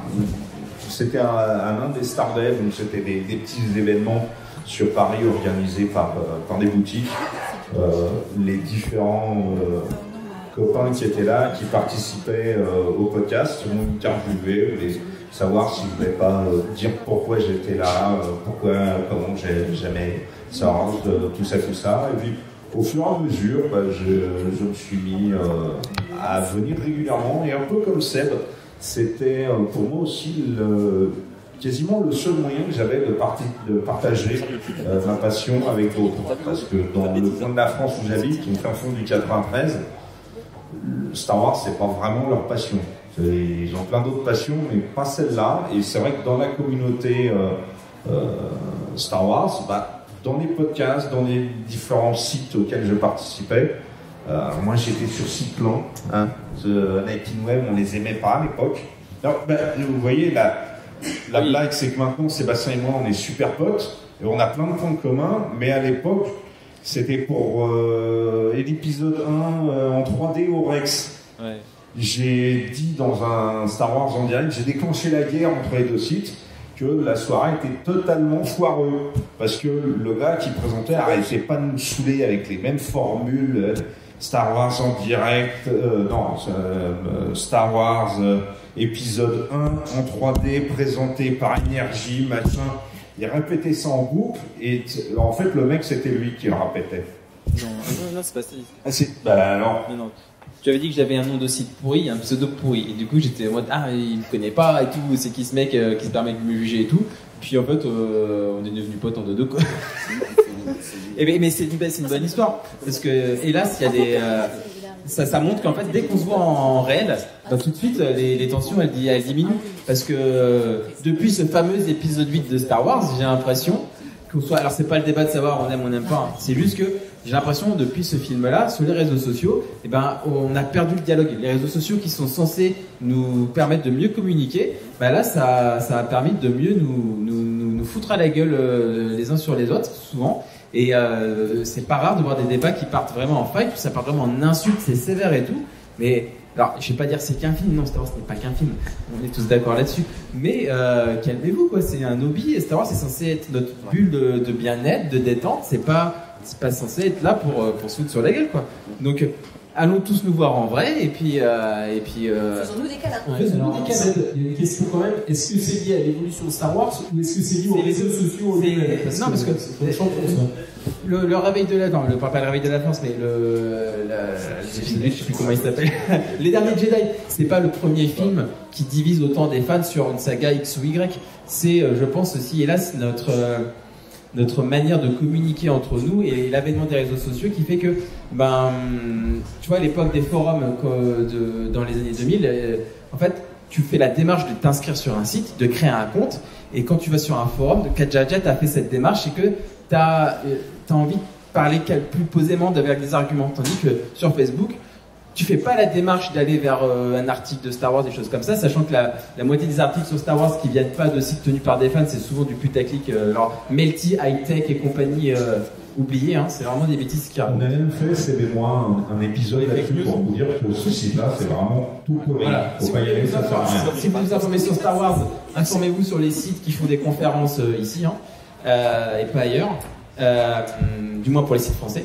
Et en fait c'est que du coup il y a l'actu qui vient à nous sur notre fil d'actualité et on n'a pas besoin de faire cette démarche pour communiquer avec les autres pour répondre par des insultes, des choses comme ça et tout, et hélas je pense qu'effectivement c'est l'évolution des réseaux sociaux qui fait que on se tape de plus les uns sur les autres et c'est triste. Voilà.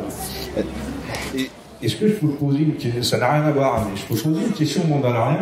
Pourquoi tu as une jauge à huile sur la botte? On est filmé pour cette émission. Tu peux venir nous montrer ton beau costume. Une jauge à huile. On l'applaudit parce que le costume est super beau.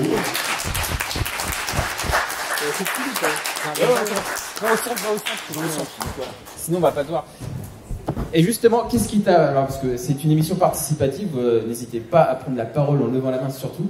Qu'est-ce qui t'a amené à vouloir t'impliquer notamment dans le cosplay, ce que je vois, et à vouloir dépasser ce statut de simple fan et vouloir avoir un costume et faire plaisir aux fans lors des conventions, des choses comme ça. Qu'est-ce qui t'a passé à passer le cap, quoi? Tu peux enlever ton casque si tu veux, mais telle est la voix. T'as un micro juste là. Ah non, remets-le. Oh. Ça y est, tu peux parler à la caméra. Donc du coup, ça fait à peu près 12 ans maintenant que je suis fan de Star Wars. Ouais, j'ai l'ordinateur l'écran de visée de Luke dans le cadre, à l'intérieur. Et ça faisait un moment que je voulais faire un cosplay. Donc comme beaucoup, je pense que j'ai pensé soit un Jedi, non, soit du tout un Jedi, parce que je préfère tous ceux qui sont casqués, mais un trooper d'Asie. Mais après avoir rencontré le Mandalorian Verse, donc comme l'ascension ou la Rebelle Légion, c'est une ascension de Mandalorian reconnue également par la Lucasfilm. Et ayant vu qu'il faisait vraiment l'esprit de famille des Mandaloriens comme dans la culture, j'ai vraiment eu envie de sauter le pas. Et depuis, je me suis fait mon armure de A à Z. Et voir les enfants, même les grands enfants, on va dire, qui ont le sourire dès qu'ils nous voient, qui prennent des photos. Comme ça, moi, la verrai. Je peux appuyer sur les boutons. Alors. Ah non, attends. Ça va peut-être avoir des effets. C'est des effets techniques en fait. Oh là là. Oh, ils étaient tout seuls. Ah, on a le niveau, là. Impressionnant. Là, Sur lequel je peux appuyer, moi. Là, on a le pointeur laser. Oh là là. Ah oui, je vois. Pardon. Y a-t-il un chat dans l'assemblée qui peut faire plaisir? Fais ça avec le chien, voir qu'on rigole.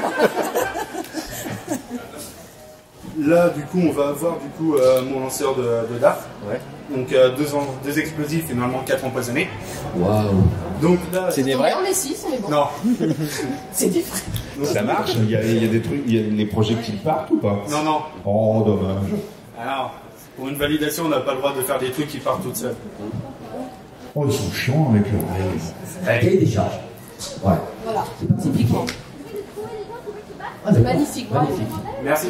On applaudit. Que les enfants Oui, c'est exactement ça. Pour faire la chantilly, ça. Oui. Ouais. Bon, elles ont été percutées, mais. Ouais. Alors, on parlait de tout ce qui était évoqué depuis tout à l'heure. Je vais vous donner une petite anecdote. Je ne parle pas un mot français correct. Alors, imaginez-vous en anglais ce que ça donne, d'accord? Et j'ai quand même été à Londres, d'accord? Rencontrer des mecs qui parlent anglais, et j'ai parlé avec eux Star Wars, ça n'a posé aucun problème. C'est le côté universel de la chose. C'est qu'on arrive à échanger avec des gens, malgré la façon d'avoir, de pouvoir communiquer, échanger avec un jouet. On s'échangeait les jouets, et on arrive à se comprendre avec l'autre. Et ça, c'est un truc, c'est incroyable. Et vous vous rendez compte que des fois, on se met des barrières psychologiques sur des trucs. Moi, j'ai des photos, photos des jouets. Quand je vois le truc que ça valait, le mec dit: ah, t'es collectionneur, t'es français? Je dis: yes, I can speak very well English. Yes. Et il me dit, je regardais, il disait, how much? Parce que c'est ce que j'ai dit. Il disait pas en anglais, je sais pas ce que ça voulait dire, le prix en anglais. Mais c'était vraiment, et j'ai plein d'échanges qui s'est fait, on s'envoie des emails, parce que maintenant Google Translate fait tout automatiquement. Ouais, mais c'est quand même, c'est ce que j'ai dit pour l'informatique, c'est le côté positif des choses. Et on échange régulièrement. Si un jour on m'avait dit que moi, dans ma campagne, là-bas, ou même la 5G, la 3G, la 2G passe toujours pas, d'accord? Que j'ai pu savoir des mecs. Et déjà, dans ta campagne, vous êtes au courant ou pas? Ouais, on est au courant, ça. Ouais. Mais elle court vite en plus, ça. C'est inimaginable quand même qu'aujourd'hui, je puisse avoir des contacts à l'autre bout du monde. Des gens, comme on disait, on se voit jamais, mais c'est comme c'était hier, parce qu'avec les nouvelles façons de communiquer, on voit les gens en visio. Donc c'est comme si je connais tout à l'intérieur de sa maison, sa collection de guitares, toutes ces choses-là, c'est assez comique et tout. Alors que moi, je floute derrière. Tu sais, je fais flou pour pas qu'on voie derrière, parce qu'on sait jamais. Pour cacher. C'est pas bien. Et je communique avec des gens à travers le monde. Vous imaginez? J'ai du mal à m'exprimer en français. En anglais, c'est une catastrophe. Et j'ai des contacts partout dans le monde et on s'échange des mots. Voilà ce qu'a apporté Star Wars. Un truc tout simple. Voilà. Et ça me suffit. Voilà. Merci. Attends, j'ai une petite question pour Magali. Vous avez eu des échanges avec des gens de la communauté? Pour peur. Pas forcément les cas, les boulets de service qui vous disent que ça doit pas être là. Non, des échanges normaux, quoi. Pour être tout à fait honnête, la convention là est la première fois où je suis exposée au public de Star Wars, en fait. Même si ça fait bien une dizaine d'années que j'ai commencé à travailler pour la licence. Comme je travaille pour d'autres choses à côté de ça, j'étais plus sollicitée pour les autres choses en question, donc j'allais dans des conventions qui s'y rapportaient. Et là, c'est la première fois que je rencontre finalement le public, le fandom en fait de Star Wars. Et c'est toujours amusant. Ben, alors, j'ai comment? C'est terrible. Ça va comment? Enfin. Lâche le micro là. Non, et alors ce qui est très amusant, c'est que justement, comme j'ai pu rencontrer beaucoup de communautés différentes, elles sont toutes différentes, effectivement. Et ce que je constate, alors du peu que j'ai pu me balader, et les gens qui sont venus à mon stand, je trouve, par rapport donc aux autres licences pour lesquelles je travaille, et donc aux autres fans, les fans de Star Wars, je les trouve super cool, mais dans l'attitude, quoi. C'est la drogue. Alors c'est peut-être la drogue.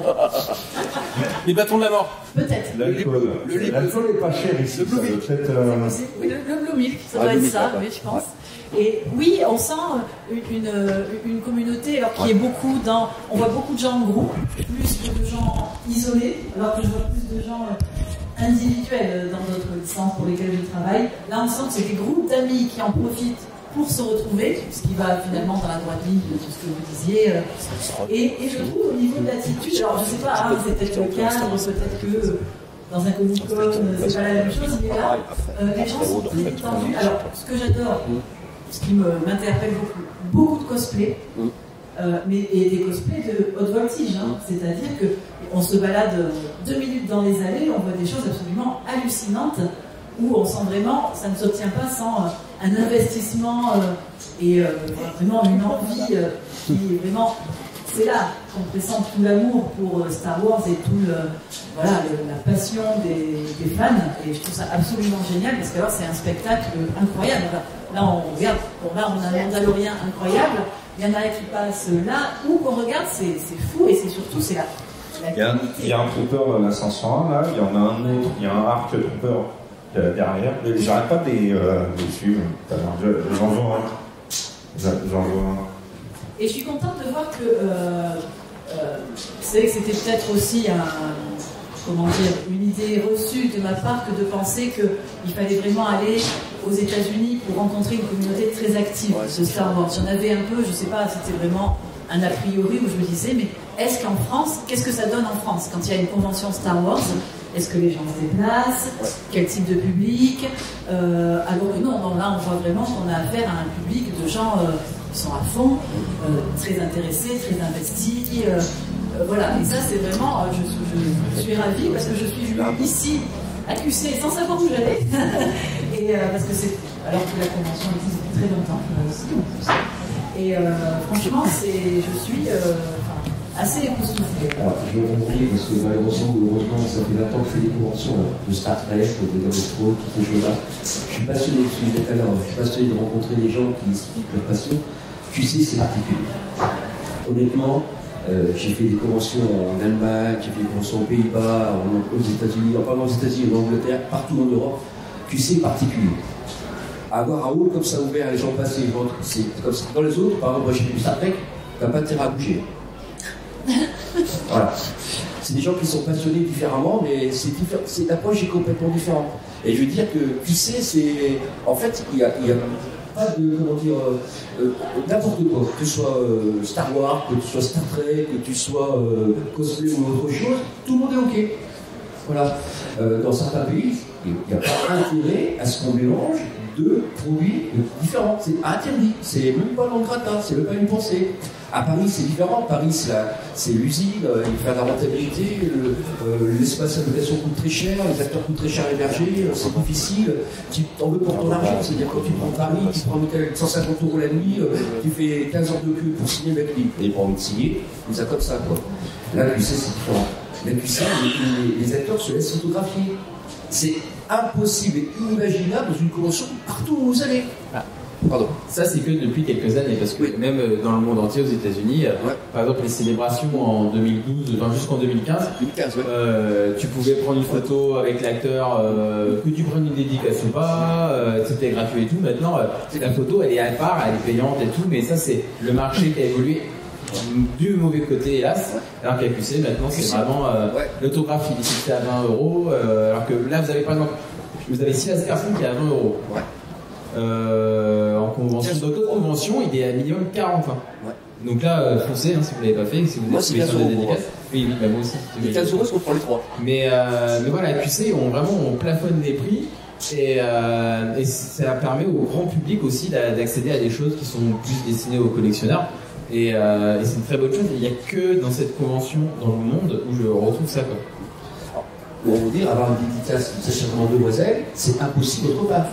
Moi, j'ai fait des conventions à FAC, par exemple. À FAC, il y a Di Rosa, c'est Donald qui est Di Rosa était là. Moi, j'ai fait la queue pour Di Rosa. J'ai fait une queue de 8 heures, d'accord, pour qu'il fasse comme ça. Et j'avais dit, je dis, ah. Et moi, j'ai vu le prix, j'ai pleuré, quoi. Mais c'est Di Rosa, donc j'ai pardonné. Je me dis, non, je suis con, c'est tout. Voilà. C'est pas normal, quoi. Mais j'ai toléré ça. Alors que là, tu sais, on peut avoir des dessins, on peut discuter avec les gens, il y a la queue, on ne se tape pas dessus, donc c'est le côté positif. Voilà. Et c'est ce que j'aime dans cette convention et dans l'âme des collectionneurs autour de nous, c'est qu'il n'y a pas de sécréation à dire moi je t'aime ou j'aime pas, non, on est tous pareils. Voilà. On est QC, on est modeste, c'est ce qui nous fait vivre d'un côté des autres. Voilà. Hop, je te le micro là. Moi je voudrais juste rajouter deux choses. Tu l'as évoqué, Magali, et monsieur le Lorien me force à en reparler, c'est la créativité qui est possible pour tous les fans, comme les plus petits comme les plus âgés, avec tous les moyens que les gens peuvent avoir, financiers et physiques. C'est que chacun peut apporter sa pierre à l'édifice de la manière dont ça lui fait plaisir. Que tu mettes un petit serre-tête avec des macarons Vega ou que tu te fasses un super costume comme monsieur là, cette créativité, personne ne te force à la faire et tu la donnes de toi-même pour le plaisir, pour ton plaisir, ça t'occupe la tête, pendant ce temps-là, tu écoutes de la musique, je sais pas, tu fais autre chose, c'est ton quotidien, c'est la vie. Heureusement, c'est le côté un petit peu détendu dans la vie où j'espère que vous tous avez des loisirs qui vous font kiffer. Peut-être c'est un loisir Star Wars, peut-être que c'est la pêche à la mouche, mais peu importe. En tout cas, tu utilises cette créativité parce que ça peut vous amener à travailler pour Star Wars comme Magali, qui dessine, qui commence à dessiner chez elle tranquillement, qui rêve pas dans ses fantasmes les plus fous de travailler pour Star Wars, mais ça arrive, bravo. Moi, je me suis mise à dessiner un petit peu il y a 2 ans et ça fait tellement bien, on sait jamais tout ce que ça peut ouvrir. Et puis ce partage, au début tu le partages avec tes potes, ton mari, tes gosses, puis après dans un petit forum, puis après un peu plus loin. Et ça peut aller très loin, mais c'est toujours gagné d'avoir créé quelque chose comme ça et ça apporte énormément cette créativité. Et deuxième point que je voulais aborder, je voulais justement te parler à toi au quotidien, tu es prof et tu as des élèves. Et tu parles avec eux, tu as lié un lien avec eux autour de ça, par exemple, de Star Wars. Alors, toujours. Oui, alors ça c'est un peu particulier. Et je voulais revenir aussi juste avant sur Star Wars en direct, sur tout ce que vous avez dit. Ce qui est intéressant, c'est le fait de se voir. Et effectivement, comme à la même époque dans les années 2000, quand on commençait sur les forums, on échangeait, mais on n'avait pas la vraie personne en face et ça manquait. Et c'est vrai qu'à Star Wars en direct, quand on a commencé, on n'avait pas la visio, on avait juste la voix.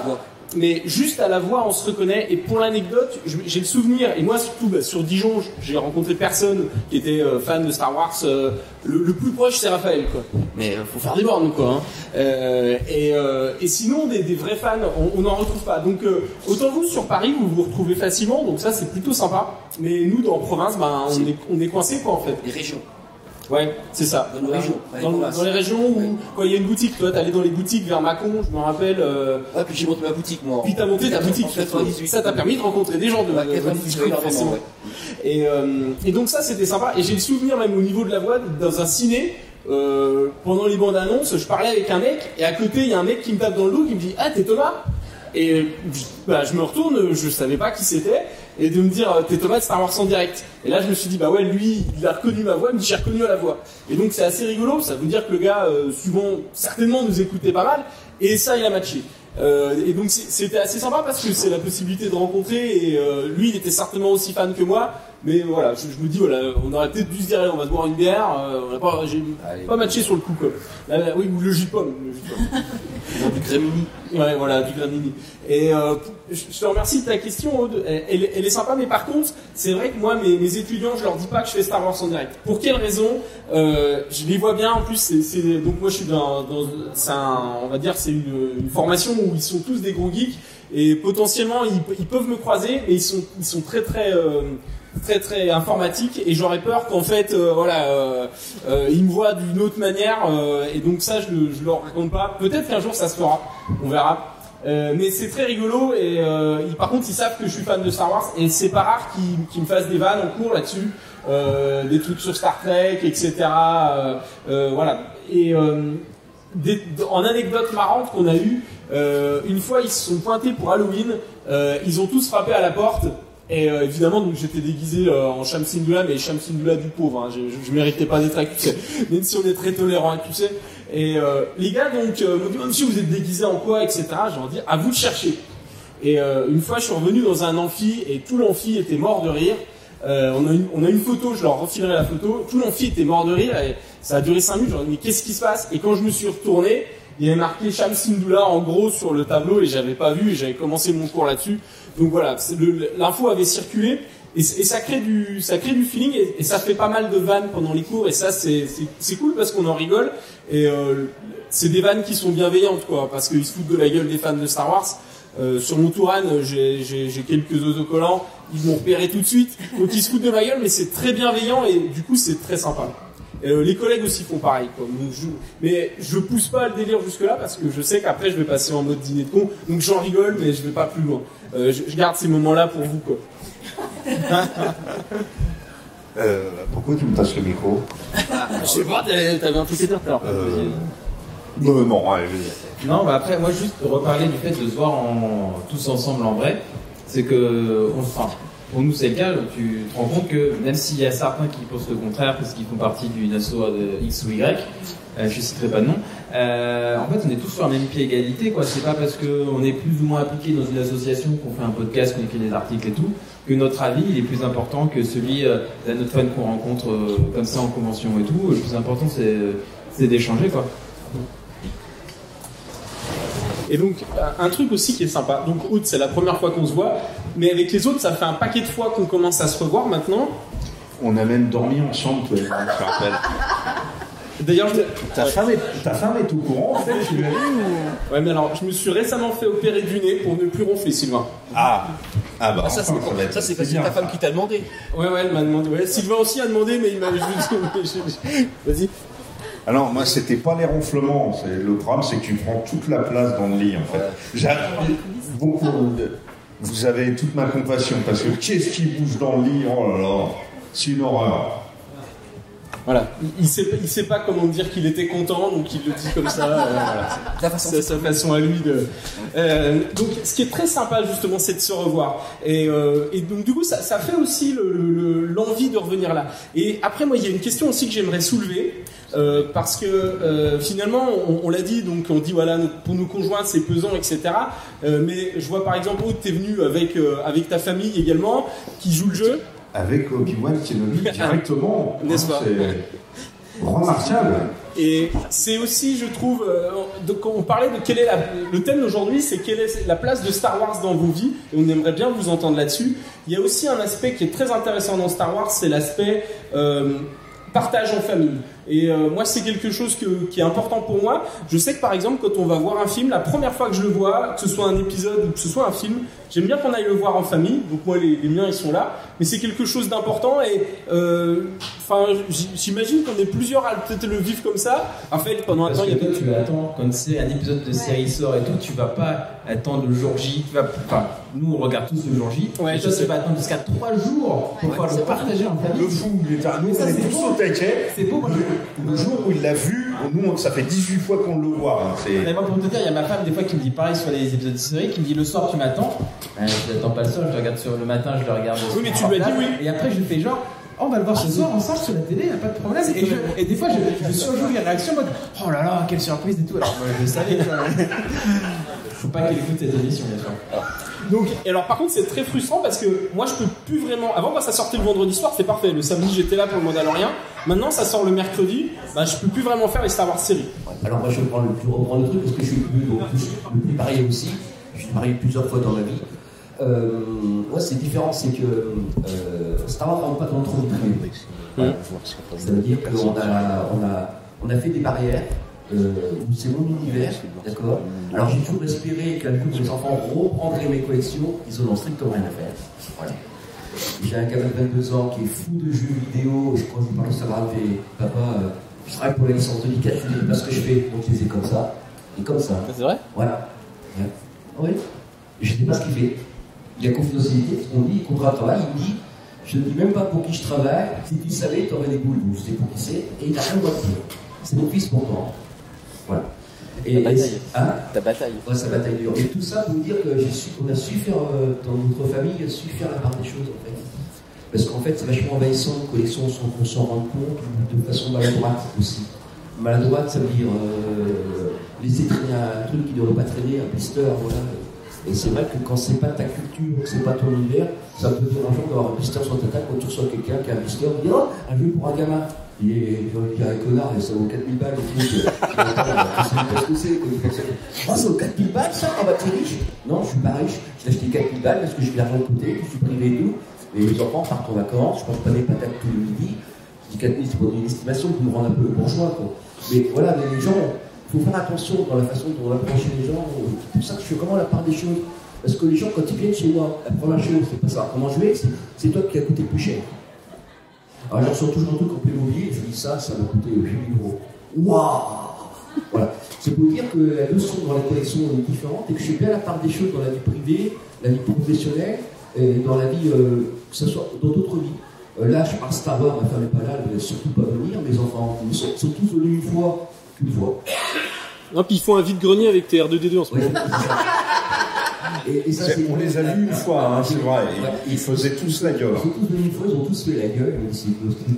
Surtout, il y a ton fils, il y avait les bouteilles d'eau Volvic, là, Star Wars. Ton fils a fait la gueule parce que j'en avais une. Il y avait soif, je l'ai ouvert, je l'ai bu. Il faisait une tête de 20 km dedans. Il faisait, papa, il nous laisse pas faire ça. Ouais, on n'a pas le droit de faire ça. Moi, j'ai pris des bouteilles de Coca-Cola, des Candy Up des années 2005, qui sont dans le frigo. Alors, imaginez-vous la tête de ma femme, quoi. La femme du Candy. Comment? La tête du Candy. Ah, bah, il n'a pas gonflé, comme quoi c'est de la qualité. Pour vous dire que quand on parle de ce qu'a apporté Star Wars dans la vie, je sais ce qu'il m'a apporté, je sais ce que ça me coûte aussi. C'est-à-dire que je fais la part des choses, voilà. Et je pense que quand on les accoupe, qu'on est passionné, c'est pas évident de trouver juste équilibre jusqu'où on va. Parce que à la tête des deux, quand je fais comme ça. Alors... Son mari il est quand même venu en Obi-Wan donc. Ouais, mais c'est par défaut, il n'avait pas le choix. Ah si, tu fais laisser le choix. J'ai l'impression qu'il a bien joué le jeu donc à mon avis il a dû se faire plaisir. Ah ouais. Alors, je suis resté quelques minutes avec lui, c'est pas ce qu'il m'a dit. Hein. Il a été contraint et forcé. C'est la première fois qu'il doit être costumé. Ça fait 6 mois qu'il se taille la barbe spécialement pour faire le truc. C'est 50 balles la photo avec lui. On a vu les tarifs ensemble. C'est moi qui prends le pognon. Après, pour revenir aux enfants, ouais. Bah, le mien il n'a pas 22 ans, mais il a 2 ans. Et, j'ai cru aussi. Hein. Et sa maison, même prénom, c'est ça qui est rigolo. Ouais. On le dirait jamais assez. Ouais. Et mais moi, Star Wars, du coup, moi, j'ai grande étagère, j'ai des vaisseaux, des Black Series et tout. Et du coup, bah, moi encore, avant d'avoir des enfants, c'était des personnes qui touchaient des figurines et tout, des objets de collection, machin. Et maintenant, il peut les prendre, il peut même les casser, je m'en fiche, parce que bah, je vois son sourire en train de jouer avec et tout, et je me dis, mais c'est pas grave, c'est le pire, il me casse du plastique, je leur colle, quoi. Et il m'a déjà cassé, hein, et c'est pas grave. Et je le vois qu'il essaie de trouver. Alors je lui dis, bah lui il s'appelle Dark, moi lui c'est bébé, et lui c'est Han Solo. Il sait dire Han Solo à moins de 2 ans, tu vois, tu te rends compte. Et il fait Han Solo. Et bébé 8 fait bébé, voilà. Et j'adore quand il fait ça. Et un petit conditionnement quand même. petit. Ah mais j'ai fait la même chose là. Mais, après ça part. Mais moi, c'est le voir devant mon étagère, préférer faire tomber toutes les figurines plutôt que jouer avec ses jouets. Moi, ça me rend pas plus heureux. Enfin, rien ne me rend plus heureux que ça, quoi. Alors, justement, moi, j'ai mis un petit peu de temps à venir parce qu'effectivement, on a éclaté un pneu en arrivant. Mais je voulais qu'on fasse le tour avant que je revienne l'émission. Et la petite, on lui a montré des extraits un petit peu et on lui a montré des personnages. Les grands, Dark Vador, elle l'a jamais vu en film, mais elle l'a repéré, elle voulait aller devant. Et tout le long, elle nous a dit Mando, la grenouille, etc. Elle a reconnu des personnages. Elle a été d'elle-même vers aussi. Elle a reconnu Yoda. Il y avait un petit Yoda. Il y a des gros goûts. Mais quand il voit Yoda, il dit aussi gros goût du coup. Non. Alors maintenant, il y a Yoda, il y a gros goût. Il arrive presque les différences. Ouais, c'est pas mal ça. Ouais. Han Solo, il connaît pas moi par contre. Mais du coup, c'est hyper sympa quoi. Ah ouais, c'est génial. Et par contre, tu vas voir quand ils vont grandir. Moi, des fois, quand je les gonfle, je me dis de toute façon, Harry Potter, c'est mieux que Star Wars. C'est comme moi, je vais dire. Regarde Star Wars, après regarde Harry Potter si tu veux, mais tu verras. Force est de constater qu'objectivement, Harry Potter est un univers visuel très pauvre par rapport à Star Wars. Et où on n'a pas entendu ton témoignage sur Star Wars en famille. Star Wars en famille. Celui-ci. D'abord, celui-ci. J'ai coupé le micro. Moi, quand j'ai rencontré mon mari, on avait bien matché parce qu'on avait pas mal de points communs sur les univers de fantasy, notamment, excusez-moi, mais sur les univers du Seigneur des Anneaux, enfin de Tolkien en général. C'est génial. Et pour marquer un point, il avait aussi dit qu'il était fan de Star Wars. Tolkien. C'est encore plus vieux que Sylvain. C'est le mec qui a fait une meilleure saga que Harry Potter. Ouais. C'est quoi Harry Potter? Et donc, du coup, on avait quand même des intérêts communs pour ce type d'univers, pour la SF aussi un petit peu. Et puis, peu à peu, moi je suis plus rentrée dedans, et Seb en est un peu plus sorti, et les passions qui s'étiolent un petit peu.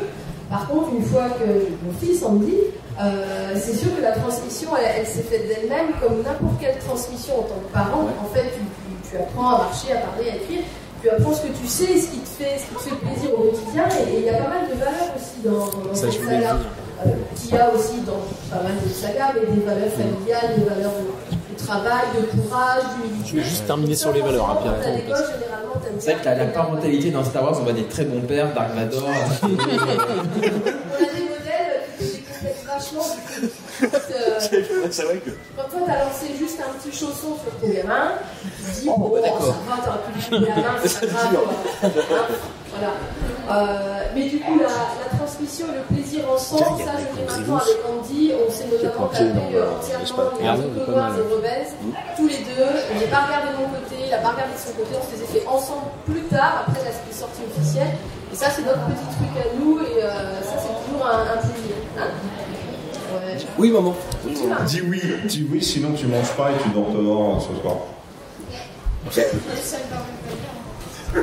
Alors, je voudrais terminer aussi sur la place que ça a dans nos vies. Je me rappelle d'une citation, je crois que c'était le bassiste de Green Day c'est un groupe de rock qui avait sorti cette citation, qui avait dit « Toutes mes valeurs religieuses sont basées sur Star Wars ». Et c'était assez intéressant parce que c'est vrai que c'est basé sur... Ils ont été piochés un peu partout au niveau des valeurs pour construire la religion de Jedi, et puis même quand on voit les Mandaloriens, la voix, etc. Donc, je trouve que c'est assez intéressant parce que, étant petit, ça nous a... Enfin, moi, j'ai connu ça petit, ça nous construit aussi des valeurs qui peuvent nous donner des points de repère. Et quand on grandit et quand on a des enfants, c'est aussi un point de ralliement où ça peut être aussi une forme de guide qui nous inspire en fait et qui nous fait réfléchir. Et là où c'est intéressant, c'est que Star Wars, la manière dont c'est monté, c'est finalement c'est un petit peu la vie de tous les jours. Il y a beaucoup de géopolitique, il y a beaucoup d'émotions, il y a beaucoup de questionnements en fait sur les personnages, sur les relations interpersonnelles. Et ça tape dans tellement de domaines en fait que c'est presque de l'anthropologie. Et donc du coup, ça nous permet en fait d'avoir vraiment une grosse base pour réfléchir à nos vies personnelles aussi. Et moi je l'utilise aussi. Sur la bière et les bâtons de la mort, Raphaël, tu peux aussi faire des analogies là-dessus. Sur quoi? Sur les bières. Ah, bah oui. Et donc du coup, ça nous donne vraiment énormément de bases pour nous construire. Et donc dans la vie de tous les jours, en filigrane, moi j'ai tendance à penser que c'est toujours là. Mais je sens que Raphaël n'est pas tout à fait d'accord avec moi. Je vais lui filer le micro. Non. Et après Raphaël, on essaie de vous redonner la parole, voir si c'est un peu bien sûr. Non, je pense que c'est différent parce que j'ai eu des enfants plus tôt, moi, par rapport à vous, donc j'avais pas autant de Star Wars et pas autant de Clone Wars et compagnie. Moi, les enfants datent de 2000, des années 2000. Ils datent de 2000. C'est écrit sur la date de péremption. Ouais. Parce qu'après, quand les enfants sont nés en 2010, il y avait quand même plus de choses qui arrivaient. Moi, en 2000, il n'y avait que dalle. Et je voulais pas influencer mes enfants sur Star Wars, en fait. Je voulais pas... Lui qu'ils fassent leur propre culture, en fait. Donc, je voulais pas leur appliquer ça ou leur dire jouer une grande liberté d'esprit. Parce que je suis d'habitude dans plusieurs univers culturels, que ce soit Star Wars, Star Trek, comme j'ai évoqué, ou d'autres choses. Donc, ça me laisse choisir leur univers, en fait. Je voulais pas les... je perds mes mots depuis ce matin, il y a des difficultés, mais c'était surtout leur laisser la liberté de choisir. Contrairement à moi, qui, mon enfance, n'avais pas le choix, quoi. Voilà, c'était comme ça à l'époque. À midi on mangeait, à midi tonnes. Alors que là, maintenant, tu peux manger un hamburger à 14h, ça choque personne. Voilà. Donc c'est vrai que l'approche est différente. Et j'ai vraiment pas voulu polluer mes enfants avec ça. Je voulais qu'ils fassent leur propre culture, celui-là. Et même que les enfants ils sont absolument à l'opposé de Star Wars.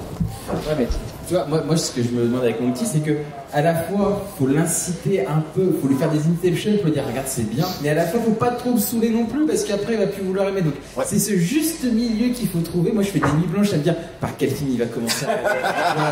C'est vrai. Bah non mais je me suis vraiment posé la question. Mais c'est une vraie question, mais une vraie question très importante parce que ça va définir un peu est-ce que je vais partager ma passion tout le long de ma vie avec mon fils ou pas quoi. Mais et du coup alors je pense que ce sera un New Hope parce qu'il y a les robots au début quand même et tout. Mais voilà, j'ai pas envie d'écouter, donc moi je vais lui faire voir plein d'autres films, plein d'autres choses et tout. Mais il sera libre de choisir sa saga, hein, s'il préfère la prélogie ou la postlogie, voilà. Mais voilà, c'est pour moi partager ma passion avec mon fils, c'est quelque chose de très très important. Je cache pas que je serais déçu si j'arrive pas à le faire, mais après je l'aimerais pas moins, c'est mon fils et il fera ce qu'il veut quoi. Ah ouais, quand même. On a la deuxième priorité, donc voilà. Tu seras toujours un meilleur thème.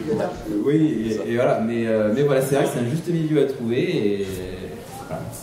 Mais la d'autres Christophe du désert. Alors après. L'idée, ça peut être aussi de regarder de temps en temps un Barbie avec eux, etc. Moi, j'ai regardé un nombre incroyable de films de Barbie, je m'en rappelle, hein. Et on a joué à la Barbie, on a fait pas mal de trucs. Et quand l'autre sent que t'es ouvert, mais par contre, ça veut pas dire que on n'a pas fait du lobby derrière. Ah ouais. On est en train de faire une thérapie, bon, c'était Télétobies, donc tu imagines que Star Wars c'était vraiment opposé. Et là, il y avait Pau dans les deux. Ouais, il y avait Pau, c'est vrai, il y avait Pau. Je vais pas penser à ça.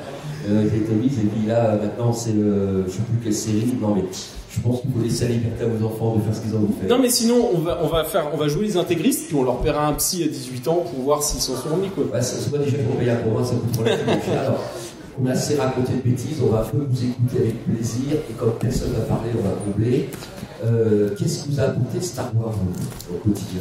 Ou même d'autres? Ah, Anthony. Vas-y. Et on applaudit Anthony Leclerc.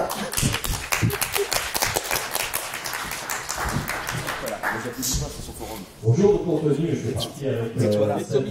Anthony, mets-toi là, sur le côté là. Dans la caméra, je fais partie avec celle de Planet Star Wars. Et ce que m'a apporté, je prends le micro parce que j'ai une petite particularité, c'est que j'ai un doctorat en Star Wars. C'est-à-dire que je suis vétérinaire, et en fait, Star Wars m'a permis de devenir vétérinaire. C'est-à-dire qu'au jour où il a fallu que je choisisse un sujet de thèse, étant passionné par Star Wars, je me suis dit, tiens, bah, finalement, je vais allier ma passion avec finalement ce que je dois faire. Et j'ai fait un sujet de thèse de doctorat sur les mécanismes de l'évolution illustrés par les créatures de l'univers de Star Wars. Tu soignes les tontons ou pas? Exactement, je fais une spécialité phasière là en ce moment, voilà. Donc, et finalement, aujourd'hui, j'ai répondu à pas mal d'interviews par rapport à ça, etc., parce que c'est une particularité qui est assez rigolote, mais je suis un des rares docteurs Star Wars en France, je pense. J'ai un doctorat à Star Wars. Et vous écoutez un petit peu parler de religion finalement avec vos enfants, est-ce qu'on va les faire baptiser ou circoncire? C'est vraiment, est-ce qu'on va leur faire voir plutôt The Clone Wars ou Star Trek? C'est ça. C'est assez rigolo. Moi j'ai des enfants aussi, j'ai une grande fille qui a 8 ans maintenant, et j'ai pas spécialement voulu l'inciter à voir Star Wars. Je lui ai pas dit, tu sais, Star Wars c'est vachement bien, et finalement quand on grandit dans une maison où il y a du Star Wars un peu partout, forcément ça incite quoi. Et moi c'est un peu le cas, hein, il y a du Star Wars un peu partout chez moi. Et ma gosse, quand elle était petite, elle me demandait toujours à quel âge est-ce que tu as regardé Star Wars? En filigrane, à quel âge est-ce que j'aurais le droit de regarder mon premier Star Wars? Je lui ai dit 5 ans, et le jour de son anniversaire de 5 ans, elle s'est levée, elle a dit papa, j'ai 5 ans, on regarde Star Wars. Voilà. C'est le premier truc qu'elle a dit en se levant le jour de ses 5 ans. Et ma petite, par contre, elle vit dans la même maison qui est remplie de Star Wars, et ça m'intéresse pas, c'est comme moi, ouais. Ouais, c'est vraiment, elle a 4 ans, et voilà, elle va bientôt avoir 5 ans, et c'est elle, le jour de ses 5 ans, elle va pas regarder Star Wars, et ça m'intéresse absolument pas. On commence par quoi, 5 ans? Et on commence toujours par l'épisode 4, évidemment, c'est même pas la question. Mais voilà, pour dire que effectivement, même si Star Wars prend une place qui est très importante dans notre vie, forcément, nous qui sommes des hyper fans, il y a du Star Wars un petit peu partout dans nos vies et dans nos maisons. Ça influe aussi sur notre vie familiale, mais on n'est pas obligé d'inciter de façon active nos proches à regarder Star Wars au risque de les saouler, comme vous disiez. Mais par contre, forcément, ils vont suivre les autres. Et donc, du coup, on va les amener quand même à la religion Star Wars. Voilà, je remercie. Merci.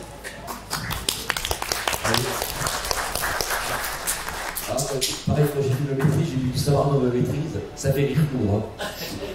Mais bon, tant pis. D'autres personnes, oui, allez, levez la main, n'hésitez pas. Qu'est-ce qui veut faire un petit témoignage?